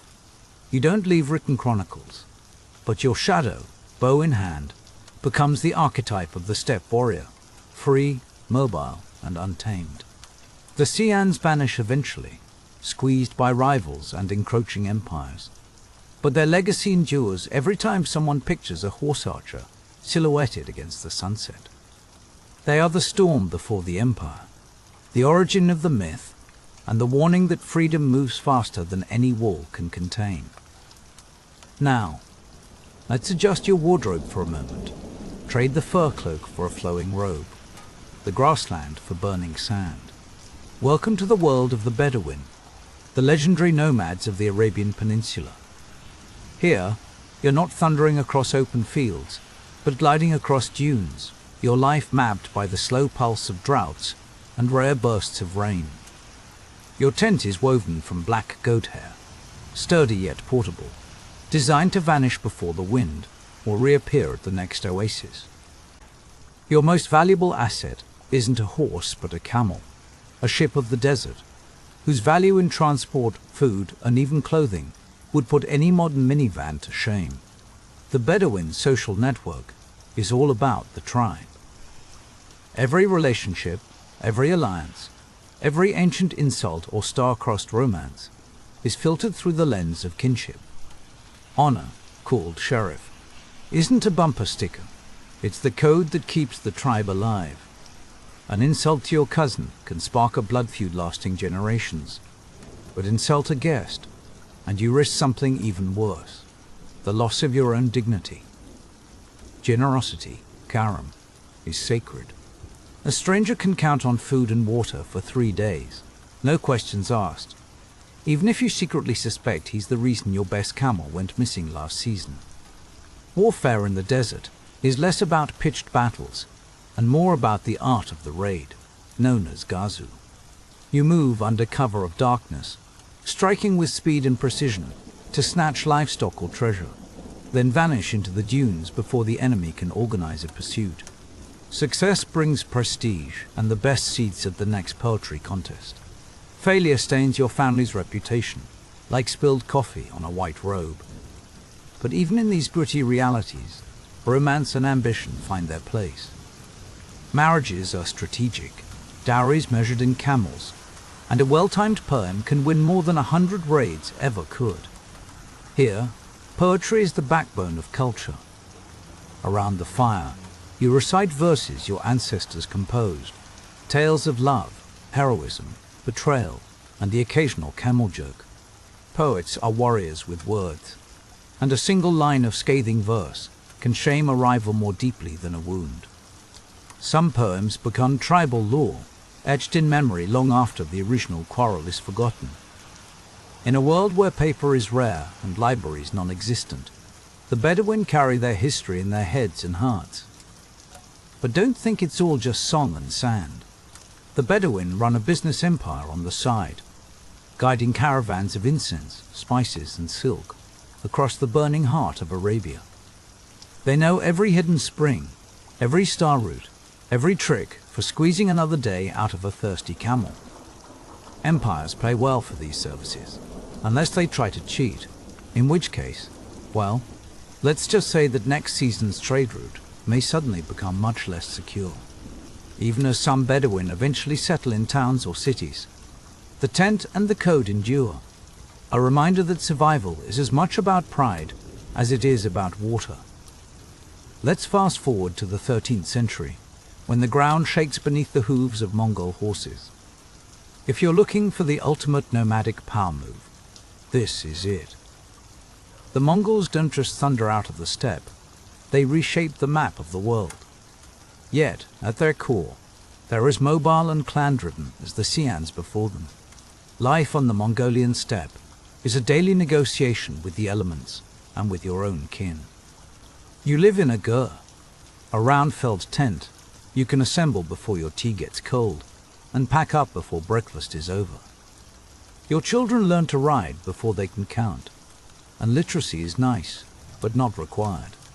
Everything essential is encoded in proverbs, songs, and the kind of family lore that gets repeated so often, it becomes law.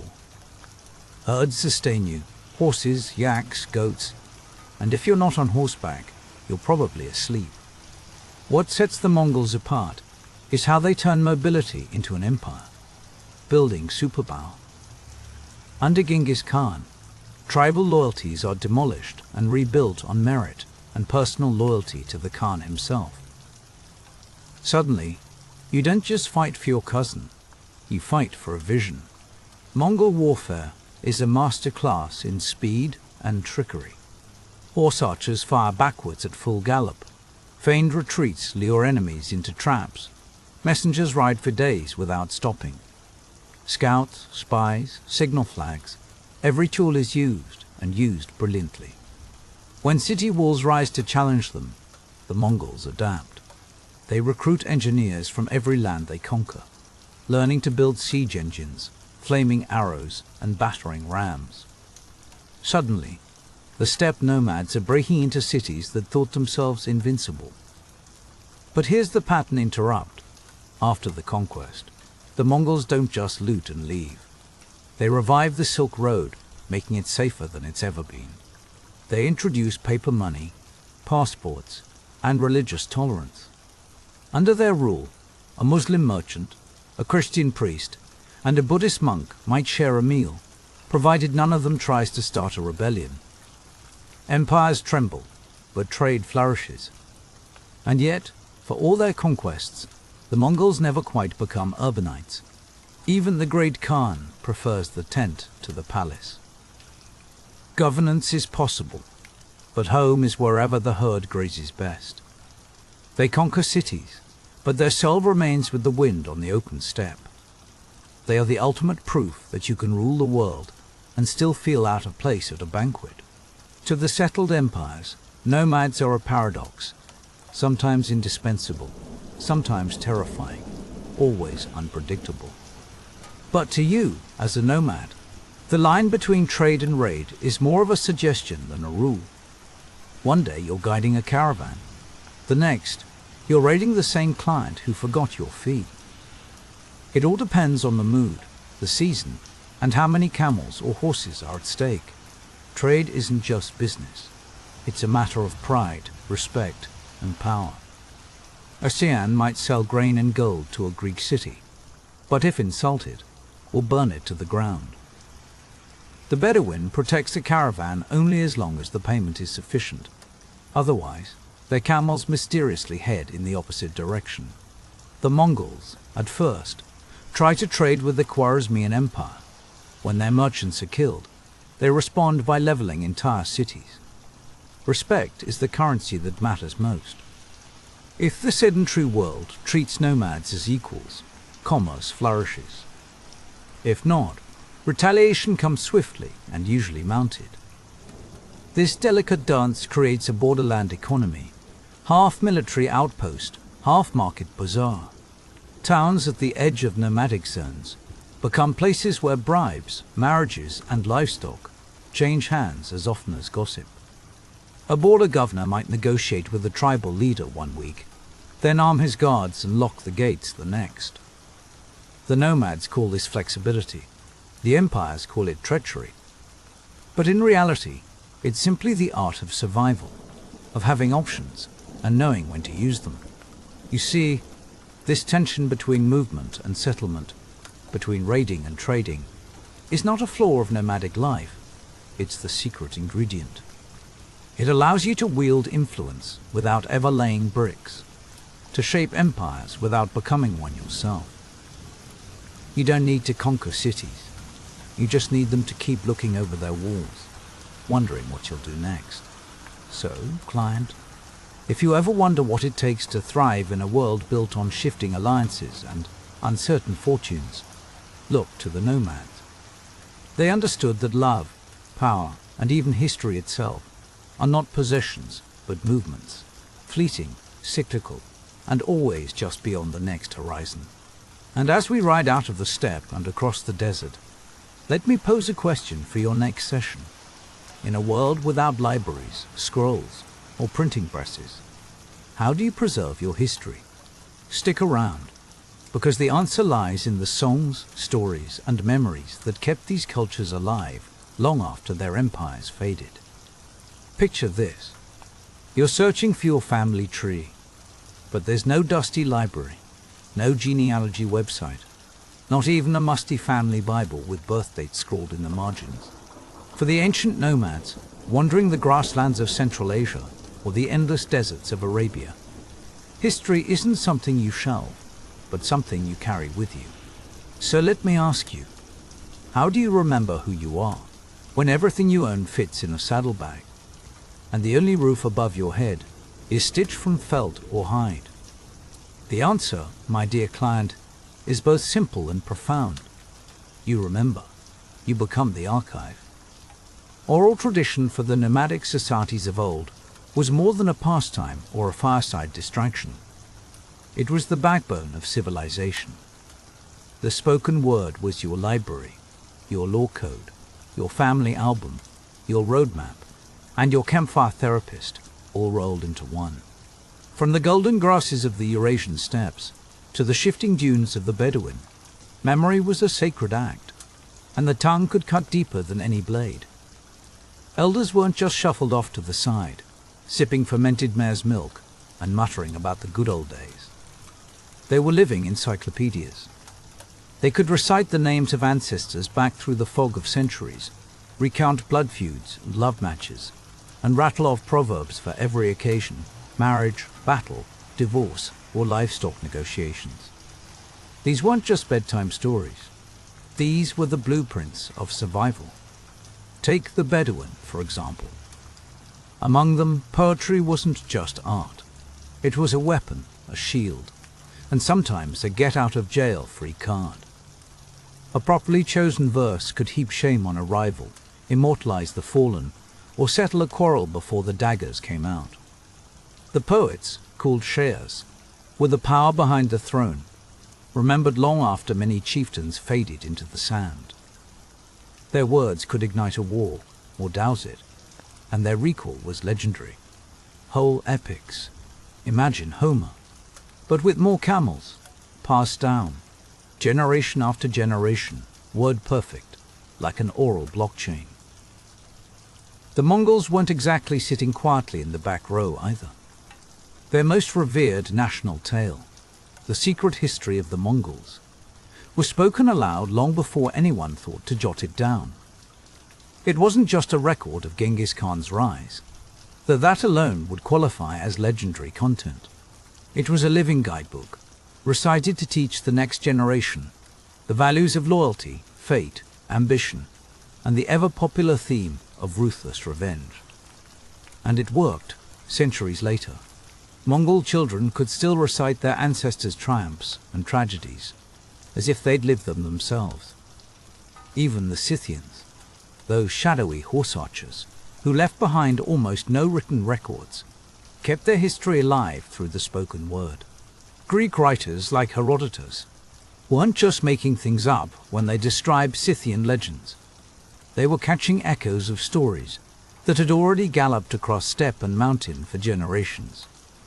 For these nomads, history wasn't carved in stone or inked on parchment. It was carried in the breath of the living, passed around campfires under endless sky. Sure, stories shift with each telling. Heroes grow taller. Camels acquire suspiciously heroic attributes. But that was the point. Oral tradition was alive, constantly evolving to suit the needs of the moment, never frozen in the past. It was memory with a pulse. And here's the secret sauce. Because these stories were flexible, they could survive catastrophe. Cities burn, archives rot, but if your history is in your head and your heart, you can take it anywhere. Empires crumbled, but the stories of the nomads endured. As long as someone remembered, nothing was truly lost. Now, let's talk about power. In most ancient societies, if you were a woman, your job was to stay quiet, look decorative, and avoid causing a diplomatic incident. Behind palace walls, behind veils or high hedges, women were often consigned to the background, but not so on the move. In the world of the nomads, there was no space for anyone to sit out life's challenges. When survival depended on every pair of hands, women became riders, warriors, diplomats, shamans, and, yes, occasionally, romantic masterminds. Across the Eurasian steppe, burial sites have turned up women interred with swords, shields, and bows, their bones bearing the scars of battle. These weren't ceremonial props, put there for show. These women fought and bled beside their brothers and husbands. The Greeks, who were always ready to spin a good story, and were both awestruck and a little terrified, ended up inventing the myth of the Amazons, a tribe of fearsome warrior women who were supposedly descended from these very real steppe horsewomen. Among the Mongols, women didn't just manage the home front. They ran the whole show while the men were off raiding, and sometimes even when they weren't. Genghis Khan's daughters and the wives of his sons took charge of territories, led armies, and brokered alliances that shaped empires. History remembers queens and princesses, like Sogatani Beki, who was less of a wallflower and more of a power broker, raising sons who would rule vast swathes of Asia. Even in the deserts of Arabia, Bedouin women had real clout, especially within their own tents. While public leadership was less common, women influenced tribal politics through poetry, matchmaking, and the iron law of hospitality. The tent was her kingdom, and her ability to manage resources, defend the family's honor, and raise future generations made her an indispensable force. In some tribes, women had the right to divorce, could own property, and, perhaps most importantly, could control the family's camels. And if you think livestock isn't romantic, you've never seen the glint in a nomad's eye over a particularly fine dromedary. Spirituality in nomadic life was as fluid as the rivers they crossed. There were no temples to lock away the sacred, no churches to contain the divine. When your world is on the move, your gods travel with you. Nomadic belief systems tended to be as portable as their yurts, animistic, rooted in the land, the sky, the fire in the center of the tent. Among the Scythians, worship revolved around a pantheon, inseparable from the natural world. Titi, goddess of the hearth, and Papaios, lord of the sky. Their rituals were earthy and direct, horse sacrifices under open sky, oaths sworn on the wind, sacred smoke rising toward the stars. No priests in embroidered robes, just warriors and shamans, calling out to their gods under the same sky that watched over every battle and every birth. The pre-Islamic Bedouin revered local spirits, mysterious forces that dwelled in rocks, windstorms, and lonely places. They believed in jinn, spirits that could possess, inspire, or terrify. The poet could be a channel for the supernatural, speaking words that seemed to come from another world. Hospitality wasn't just social etiquette. It was a sacred duty, a way to honor the unseen. For the Mongols, the spiritual world was dominated by Tengri, the eternal blue sky. Tengri wasn't a god you could confine to a statue. He was the sky itself, always present, always watching. Mongol Khans claimed their right to rule through his favor, and every yurt contained a sacred fire linking earth and sky. Shamans were revered as healers and advisors, able to walk the line between this world and the next. The genius of nomadic spirituality was its adaptability. As nomads encountered Buddhists, Muslims, Christians, and others, they didn't just convert wholesale. They blended, borrowed, and remixed. Mongol emperors would build Buddhist temples, fund Muslim scholars, and still offer sacrifices to the spirits of the steppe. Bedouin tribes carried pre-Islamic customs into the Islamic era. The divine was not locked away. It moved with the people, as flexible and resilient as the society itself. Now, you may be wondering, if these people didn't build cities or write down their laws, what did they leave behind? Where's their legacy? Well, this is where I ask you to squint a little and look between the lines of history. You won't find a nomadic capital on your tourist map, or a crumbling nomad palace with velvet robes and a gift shop. But the impact of ancient nomads is everywhere, if you know how to look. Take the Silk Road. That wasn't a highway built by emperors and bureaucrats. It was the work of hooves and hoofbeats, of tribes who knew every spring and mountain pass, who could negotiate alliances faster than you could say, dowry. Without the knowledge and muscle of nomadic peoples, trade between East and West would have stalled long before the first caravan set out. Empires feared the nomads, not because of their numbers, but because of their unpredictability. The Scythians, the Xiongnu, the Turks, and, most famously, the Mongols, challenged the idea that civilization meant walls and monuments. Their victories proved something radical, that mobility could defeat monumentality, and that the wind could erase borders more quickly than any army. But their influence wasn't just military. Nomads were the great connectors, the original influencers. They carried music, recipes, and ideas from one civilization to another. Under Mongol rule, Chinese printing technology reached Persia. The Bedouin poetic tradition shaped the language and customs of the early Islamic world. Turkish nomads seeded the future. Ottoman Empire. The trails they rode became the arteries of civilization, even after the riders themselves had vanished. Even today, you'll find their fingerprints in unexpected places, in the horsemanship of Central Asia, in the rhythms of oral storytelling, and in the stubborn independence of people who refuse to be pinned down by maps or borders. The values of kinship, resilience, and adaptability, those are the true monuments left by the nomads. If they teach us anything, it's that nothing built by human hands is permanent. The wind can erase even the proudest empire, but a story carried in the heart can outlast it all. Of course, modernity hasn't been kind to the nomadic way of life.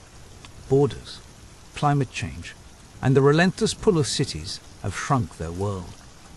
Yet, some still endure, carrying traditions older than most nations, offering hospitality to strangers, revering animals, telling stories that ride through the generations like horses through an early morning mist.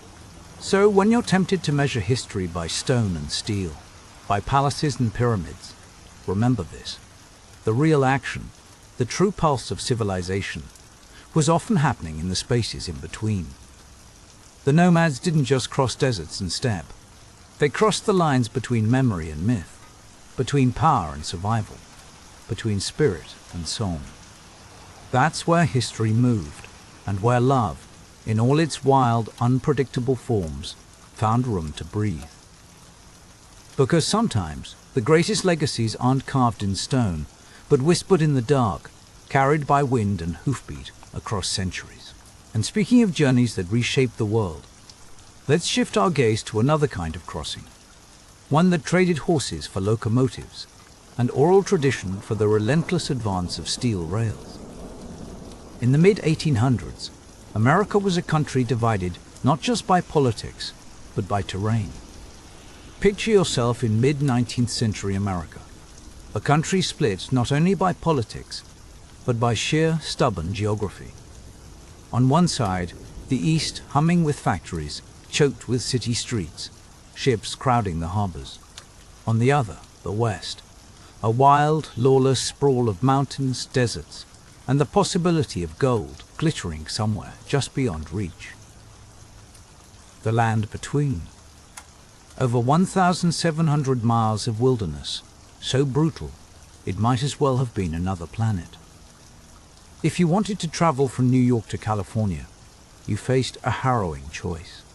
Weeks on a cramped ship, rounding the tempestuous tip of South America, or months rattling in a wagon, dodging cholera, bandits, and dust, with nothing to recommend the journey but the hope you'd arrive alive. But you know how it is with dreams. They're stubborn. They dig in their heels. And the dream at the time was an iron ribbon, a railroad, spanning the continent, binding east to west. One unbroken line of steel, connecting coast to coast. Some called it madness. Others called it destiny. The visionaries, those early American matchmakers of commerce and ambition, believed it would tie the Republic together, quicken news and mail, move armies at unheard-of speeds, and fling open the doors to a new market economy. The frontier, they promised, would finally be tamed. But grand designs like that always come with a price tag: money, muscle, land. Oh, and a staggering amount of political maneuvering. Enter the Civil War, that awkward family feud of American history. In 1862, as the nation bled and burned, Abraham Lincoln signed the Pacific Railway Act. The law didn't just greenlight a railroad. it ignited a full-scale race. 2 companies, 2 strategies. Union Pacific would punch west from Omaha, Nebraska. Central Pacific would claw its way east from Sacramento, California. Their tracks would someday meet, somewhere in the middle, like 2 suitors awkwardly shaking hands at a blind date, arranged by manifest destiny itself. But here's where things get interesting, client. To fuel this iron courtship, the government ladled out incentives like a generous dowry, massive land grants for every mile completed, up to 640 acres, plus fat government loans. Suddenly, every mile of track wasn't just progress. It was a lottery ticket. The stakes were land, money, and immortality in the American storybook. On paper, it was a feat of modern infrastructure. In reality, it was about to become one of the most punishing, back-breaking construction projects on record. Engineers and surveyors would map out impossible routes. Workers would blast through mountains, bridge rivers, and camp in tents that barely held up against the winds. The effort would require thousands of hands, many of them belonging to people the history books would later try to forget, and for the indigenous nations whose land these rails would scar. The coming of the railroad was less of a new beginning and more of a warning bell. The year was 1862. The idea sounded wild, maybe even reckless. But within 7 years, the 2 lines would meet in the Utah desert and change the nation forever, though not always for the better. The Union Pacific eyed the vast flat plains ahead, stretching into Nebraska, promising speed. The Central Pacific, though, faced a monstrous adversary right from the start, the Sierra Nevada. Forget rolling hills. These were walls of granite, crowned with avalanches, snowdrifts, and rock slides. And this was before anyone had even invented dynamite. Construction started in Sacramento in 1863, but the real trial by fire began just 80 miles east, where the Sierras reared up, daring anyone to try their luck. Now, if you're thinking, just throw more men at it, you'd be in good company. That's exactly what the Central Pacific tried. They hired Irish immigrants and white laborers, but most took one look at the granite, the snow, and the miserable pay, then promptly quit. So, the company did what every desperate matchmaker does when the hometown candidates run dry. They looked elsewhere. By 1865, they'd recruited over 10,000 Chinese laborers, most from Guangdong, a workforce that would come to make up more than 80% of all Central Pacific hands. They worked for less, slept in more dangerous camps, and faced a daily onslaught of racism, but they got the job done. Heroic. Horrific. Unquestionably. Imagine this. You're perched in a rope basket, swinging over a cliff, chipping away at the mountain face with nothing but hand tools and the hope that your luck holds. When the terrain wouldn't yield, the Chinese crews went through it, drilling tunnels with black powder, carving passageways through living rock. Tunnel number 6, the infamous Summit Tunnel, took nearly 2 years to complete. In winter, snow piled 40 feet deep, swallowing entire camps. Workers tunneled up to the surface for air and light, emerging like moles through vertical shafts dug by hand. Avalanches buried dozens alive. Explosions and falling rock claimed more. Still, the line crept forward, inch by inch, basket by basket.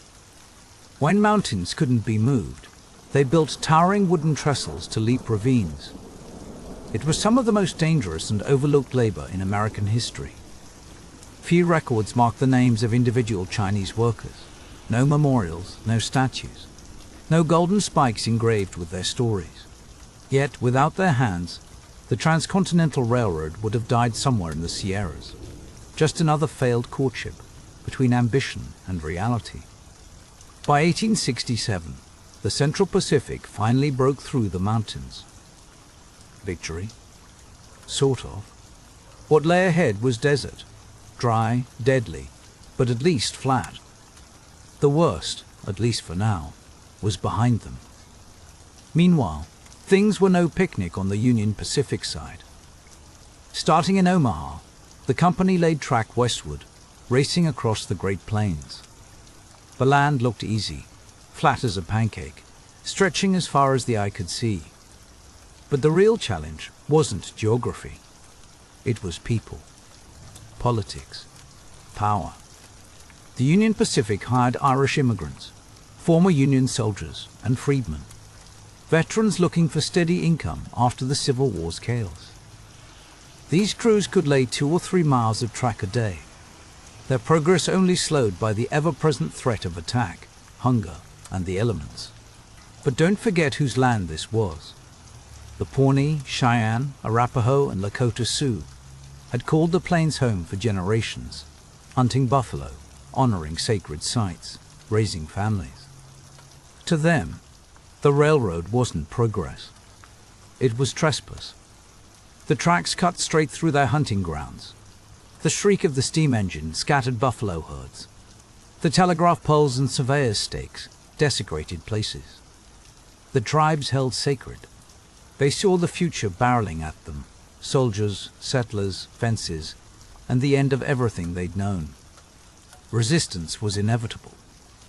The Lakota Sioux, led by figures like Red Cloud, fought back fiercely, raiding camps, attacking surveyors, ripping up rails. The government responded by building forts, sending in soldiers, and turning railroad construction into a militarized operation. Track layers worked under the watchful eyes of armed guards. It was a slow-motion battle, waged as much with broken treaties as with bullets. For indigenous nations, the Iron Horse was not a symbol of unity. It was a death knell, and they were right. Still, the Union Pacific pressed on, buoyed by federal money and men like Thomas Durant, ambitious, ruthless, and determined to win the race no matter the cost. Temporary towns called Hell on Wheels sprang up along the route, equal parts saloon, gambling den, and brawling arena. Workers laid track by day, drank and gambled by night, living in tents that blew away with the wind. By 1867, Union Pacific had reached Cheyenne and set its sights on Wyoming, where mountains loomed. But the real mountain, it was the politics of conquest. How do you unite a nation when you're laying rails over another's bones? For the Union Pacific, the answer was pragmatic and cold-blooded. Lay the track. Don't look back. The story of the Transcontinental Railroad is usually told with a flourish of golden spikes and a parade of visionaries in top hats. But let's interrupt that grand narrative for a moment. The real story is written in sweat, muscle, and pain, most of it delivered by men whose names history was happy to forget. On the Central Pacific, it was the Chinese laborers who did the impossible. Around 15,000 of them, nearly all from southern China, braved freezing nights, deadly explosions, and the kind of racism that would make a modern HR department faint. They earned less than white workers, were forced to live in shoddy separate camps, and were rarely recognized for their skill and discipline. Still, they advanced the line, blasting rock, laying rails, building trestles, and, here's a twist, cooking their own food, which often kept them healthier than their Irish peers. When the last spike was hammered home at Promontory Point, not a single Chinese worker was invited to the celebration photo. Their labor was essential, but their presence was erased. Turn your attention to the Union Pacific side. Here, Irish immigrants made up the backbone of the workforce. Many had survived famine, war, and endless discrimination, only to face new dangers on the American plains. They fought off raids, laid track at breakneck speed, and drowned their fatigue in whiskey-soaked tents. Their lives were hard, their contributions overlooked, but without them, there would have been no railroad. Formerly enslaved African Americans also joined the ranks, some working as freedmen seeking new lives. Their stories, too, were mostly left out of the history books. Laborers of color were exploited, shortchanged, and isolated, but they were indispensable. This railroad was not built by tycoons or politicians, no matter what the mythmakers say. It was built by a multinational workforce, Chinese, Irish, black and white, each group driven by hope, desperation, or the simple need to survive. Cooks, blacksmiths, teamsters, supply haulers, none of them destined for statues or parades, but each one essential to the great machine of American progress. Without them, there would have been no golden spike to celebrate. In the grand American tale, we love to spotlight the dreamers, the visionaries, the men with pocket watches and grand speeches. But the rails were laid by calloused hands, underpaid men, and people pushed to the margins. They built the railroad not for glory, but to survive. They built it because they had to. Lay the track. Don't look back. And as we head toward that fateful meeting of the rails at Promontory Point, remember this. Every inch of steel was bought with sweat, risk, and the quiet resilience of workers whose names have faded, but whose legacy remains, pressed into the bones of the continent itself. By the late 1860s, the two railroad companies, the Union Pacific and the Central Pacific, were no longer just building tracks. The finish line was in sight, and with it, a new chapter about to unfold, one of celebration, competition, economic upheaval, and, for many, loss. Picture this. You, my ever-ambitious client, are right in the thick of the world's most outrageous speed dating event. Except the suitors are rival railroad companies, and the prize isn't love, but land, cash, and a big, shiny slice of immortality. On one side, the Union Pacific thunders in from the east, fueled by Irish laborers, ex-soldiers, and a steady diet of government dollars. On the other, the Central Pacific blasts westward, their crews of Chinese workers hammering through mountains, desert, and sheer impossibility, with a precision that would make even the most fastidious mother-in-law weep with pride. But this isn't a story about mutual respect or handshake deals. No, this is raw competition, the kind that leaves etiquette at the station and barrels forward with the subtlety of a cattle stampede. Why such manic urgency? Simple. The government subsidy game is rigged in favor of whoever lays the most track, fastest. For every mile, you pocket more land and bigger loans. So, naturally, both companies pile on the rails like lovesick suitors trying to outbid each other's dowry. Never mind if some of those tracks run parallel and will be torn up the next day.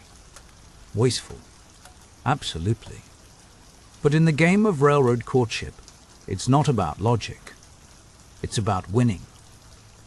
The Central Pacific, having already tamed the Sierra Nevada's rocky heart, now races across the Nevada and Utah wastelands. Think of it as swiping right on every obstacle, undeterred. Their crews, mostly Chinese immigrants, work in a rhythm so tight it borders on choreography. In April 1869, they set a world record, 10 miles of track in a single day. Imagine laying 10 miles of red carpet for your in-laws, only to have someone else try to pull it out from under you at the same time. Union Pacific, meanwhile, battles, rivers, plains, and the ever-present drama of labor strikes and supply shortages. Their financier, Thomas Durant, seems more interested in manipulating stocks than actually building railroads, a reminder that romance, like progress, is often derailed by greed. It all comes to a head at a place called Promontory Summit in what is now Utah. Surveyors, think of them as the wedding planners, mark the spot. Two locomotives, Central Pacific's Jupiter and Union Pacific's number 119, are rolled nose to nose, cowcatcher to cowcatcher, like two nervous grooms at a shotgun wedding. Executives in their finest frock coats rehearse speeches and cigars, the air thick with anticipation and the faint whiff of self-congratulation. At the center of it all lies a single golden spike, engraved with a wish for national unity, a sort of ceremonial ring, but for 1,912 miles of iron. Telegraph wires snake out from the ceremonial hammer, ready to transmit the final blows in real time. so the whole country can eavesdrop on this high-stakes union. On May the 10th, 1869, as Leland Stanford, standing in for the Central Pacific, raises the sledgehammer, you can almost hear the collective intake of breath from coast to coast. With each swing, telegraph operators tap out the message, "Done." Church bells peal, cannons roar, and cities from New York to San Francisco erupt in spontaneous celebration.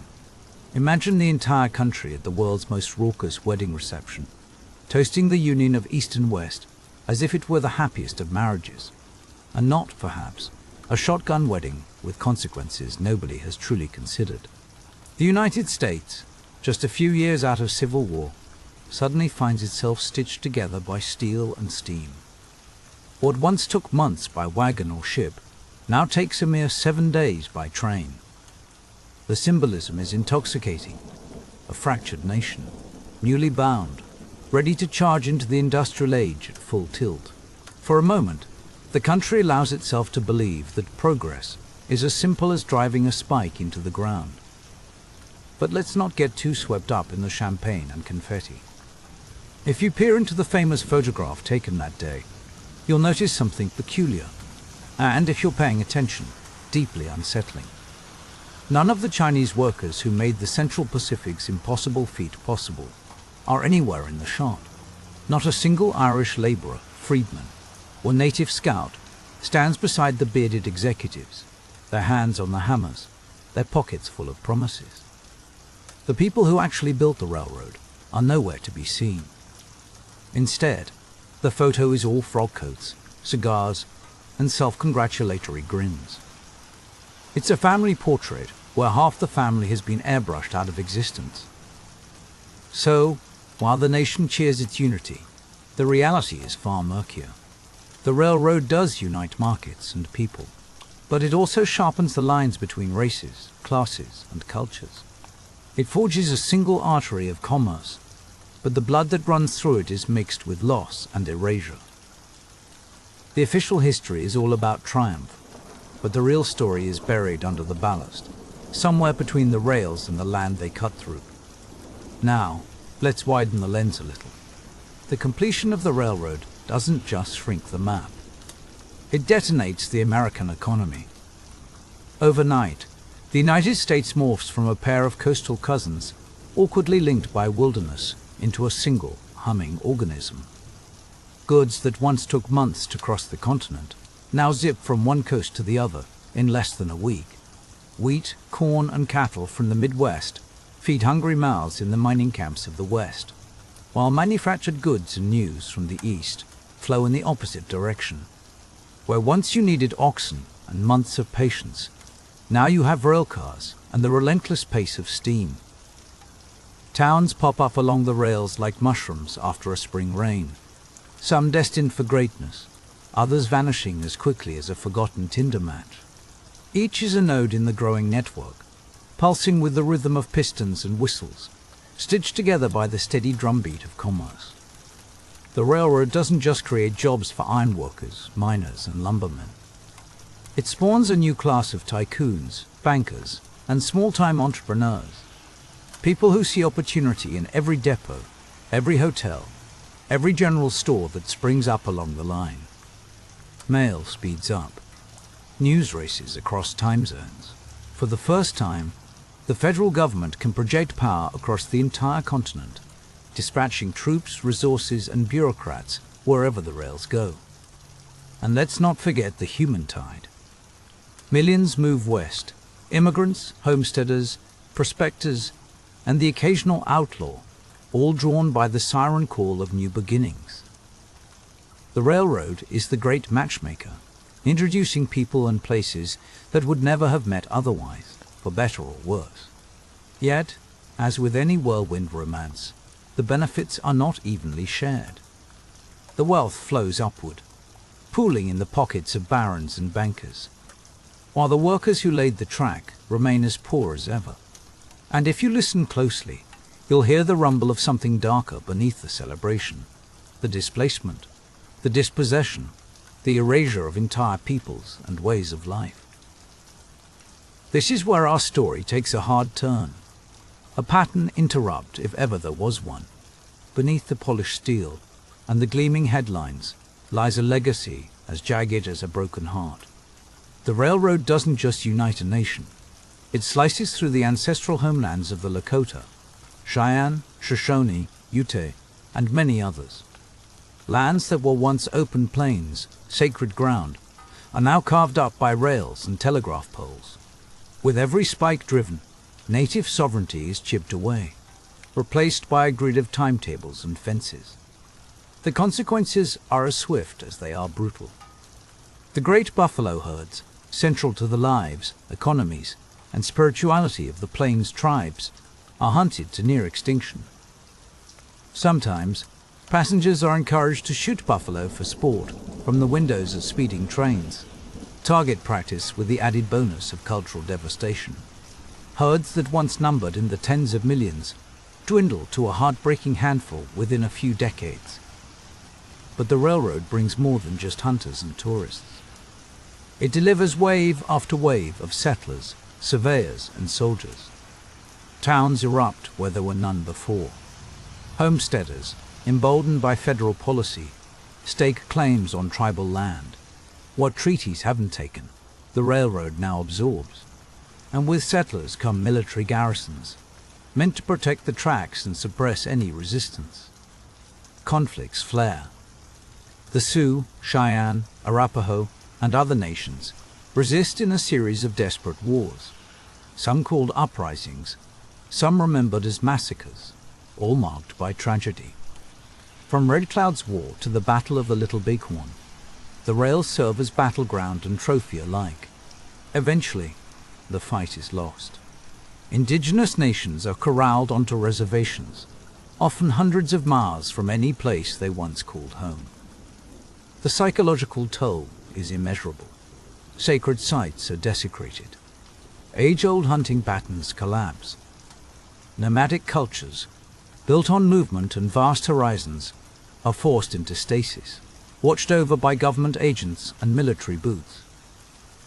The romance of the open plains is bulldozed, replaced by the cold logic of progress and profit. And all of this devastation is wrapped up and sold as the price of progress. The railroad is hailed as a marvel of American ingenuity, but it comes at the cost of 1,000 shattered dreams and a way of life erased. History books love to toast the wedding of East and West, but for native peoples, it was more like a forced divorce from their own lands, their own histories. So, as you stand there at Promontory Summit, perhaps with a cigar in one hand and a sledgehammer in the other, remember that every great union, every act of progress, carries its own shadow. The spike that binds two oceans together also splits apart families, nations, and traditions. The photo they take that day captures only the surface. The real story lies just beneath, buried under steel, gravel, and the weight of all that's been lost. And yet, the story doesn't end with the final swing of the hammer. The railroad is just the beginning, a catalyst that will transform the American economy, society, and even its very sense of self. Because when the last spike is driven at Promontory Summit in 1869, it's not just the end of a railroad. It's the dawn of something entirely new. Picture yourself standing in the dry Utah wind in 1869, boots crunching on gravel, as the final spike sinks into a rail at Promontory Summit. You might think you're just witnessing the end of a construction job, one that has left more blisters than marriages. But what's really happening is the birth of a whole new American persona. The country, once stretched thin and slow, suddenly feels strung tight and humming with energy, thanks to steel, steam, and the relentless ambition of railroad tycoons who, let's be honest, cared far more about profits than about polite introductions or proper dowries. Suddenly, the impossible is routine. The journey that once meant 6 months of bouncing in a wagon with your in-laws and a couple of goats is now a single week of clattering across the continent on iron rails. Distances collapse. Time itself bends. You could, in theory, propose in Boston and honeymoon in San Francisco before your competitors even finish packing. The very map of love, power, and opportunity gets redrawn overnight. The railroad doesn't just move people, it rewires the whole economy. Time zones, invented to keep trains on schedule, start dictating when you eat breakfast and when you write those awkward courtship letters. Farmers send apples to cities they'd never seen, while factory owners in Chicago can summon lumber from the Pacific Northwest with a single telegraph. The rhythm of American life now pulses to the beat of the locomotive, faster, louder, and far less forgiving of dawdlers. Culturally, something wild happens. The myth of manifest destiny, that old story you've heard at every family gathering, suddenly feels less like a tale and more like a to-do list. The rails slash across mountain ranges and dusty plains, making the idea of a united coast-to-coast nation not just probable, but downright expected. By the time the trains are running, the frontier is less a place and more a memory, tucked away like your grandmother's wedding dress, still beautiful but no longer worn. But here's the thing about grand romances. Whether between people or entire regions, they're never simple. The railroad sets the new rules for American power. Wealth piles up in the pockets of men like Leland Stanford, Thomas Durant, and Collis Huntington. These are the matchmakers of industry, arranging unions between money and influence, and leaving everyone else to pick up the confetti or the bill. Scandals like the infamous Credit Mobilier affair pull back the curtain, revealing just how cozy the relationship between railroad tycoons and politicians has become. For workers, the tracks are both a road to opportunity and a trap. The promise of a fresh start is always on the horizon, but so is the risk of being chewed up and left behind. For indigenous nations, the stakes are heartbreakingly high. The iron rails slice through ancestral lands, shatter old alliances, and change the rules of survival. For the land itself, the cost is staggering. Forests fall, rivers are tamed, and the buffalo, once numbering in the millions, nearly vanish under the relentless advance of progress. If you ever feel your own relationships are complicated, just remember, even the buffalo never signed up for this level of drama. Still, the railroad stitches together the seams of a patchwork republic, transforming it into something more cohesive, if not always more harmonious. It links new immigrants to elusive dreams, merchants to far-off markets, and government officials to distant territories they'd only ever seen on maps. The iron rails don't just carry passengers, they haul ambition, heartbreak, reinvention, and more than a little arrogance with every run. It's a story of triumph and tragedy, possibility and loss. When the twin locomotives finally meet, cowcatchers nearly touching in the Utah desert, the country is changed in ways no war or election could achieve. You, my client, live in the aftermath of that transformation, for better or worse. The nation is no longer just an idea. It's a living, breathing thing, shaped by iron, fire, and the messy business of connecting lives across impossible distances.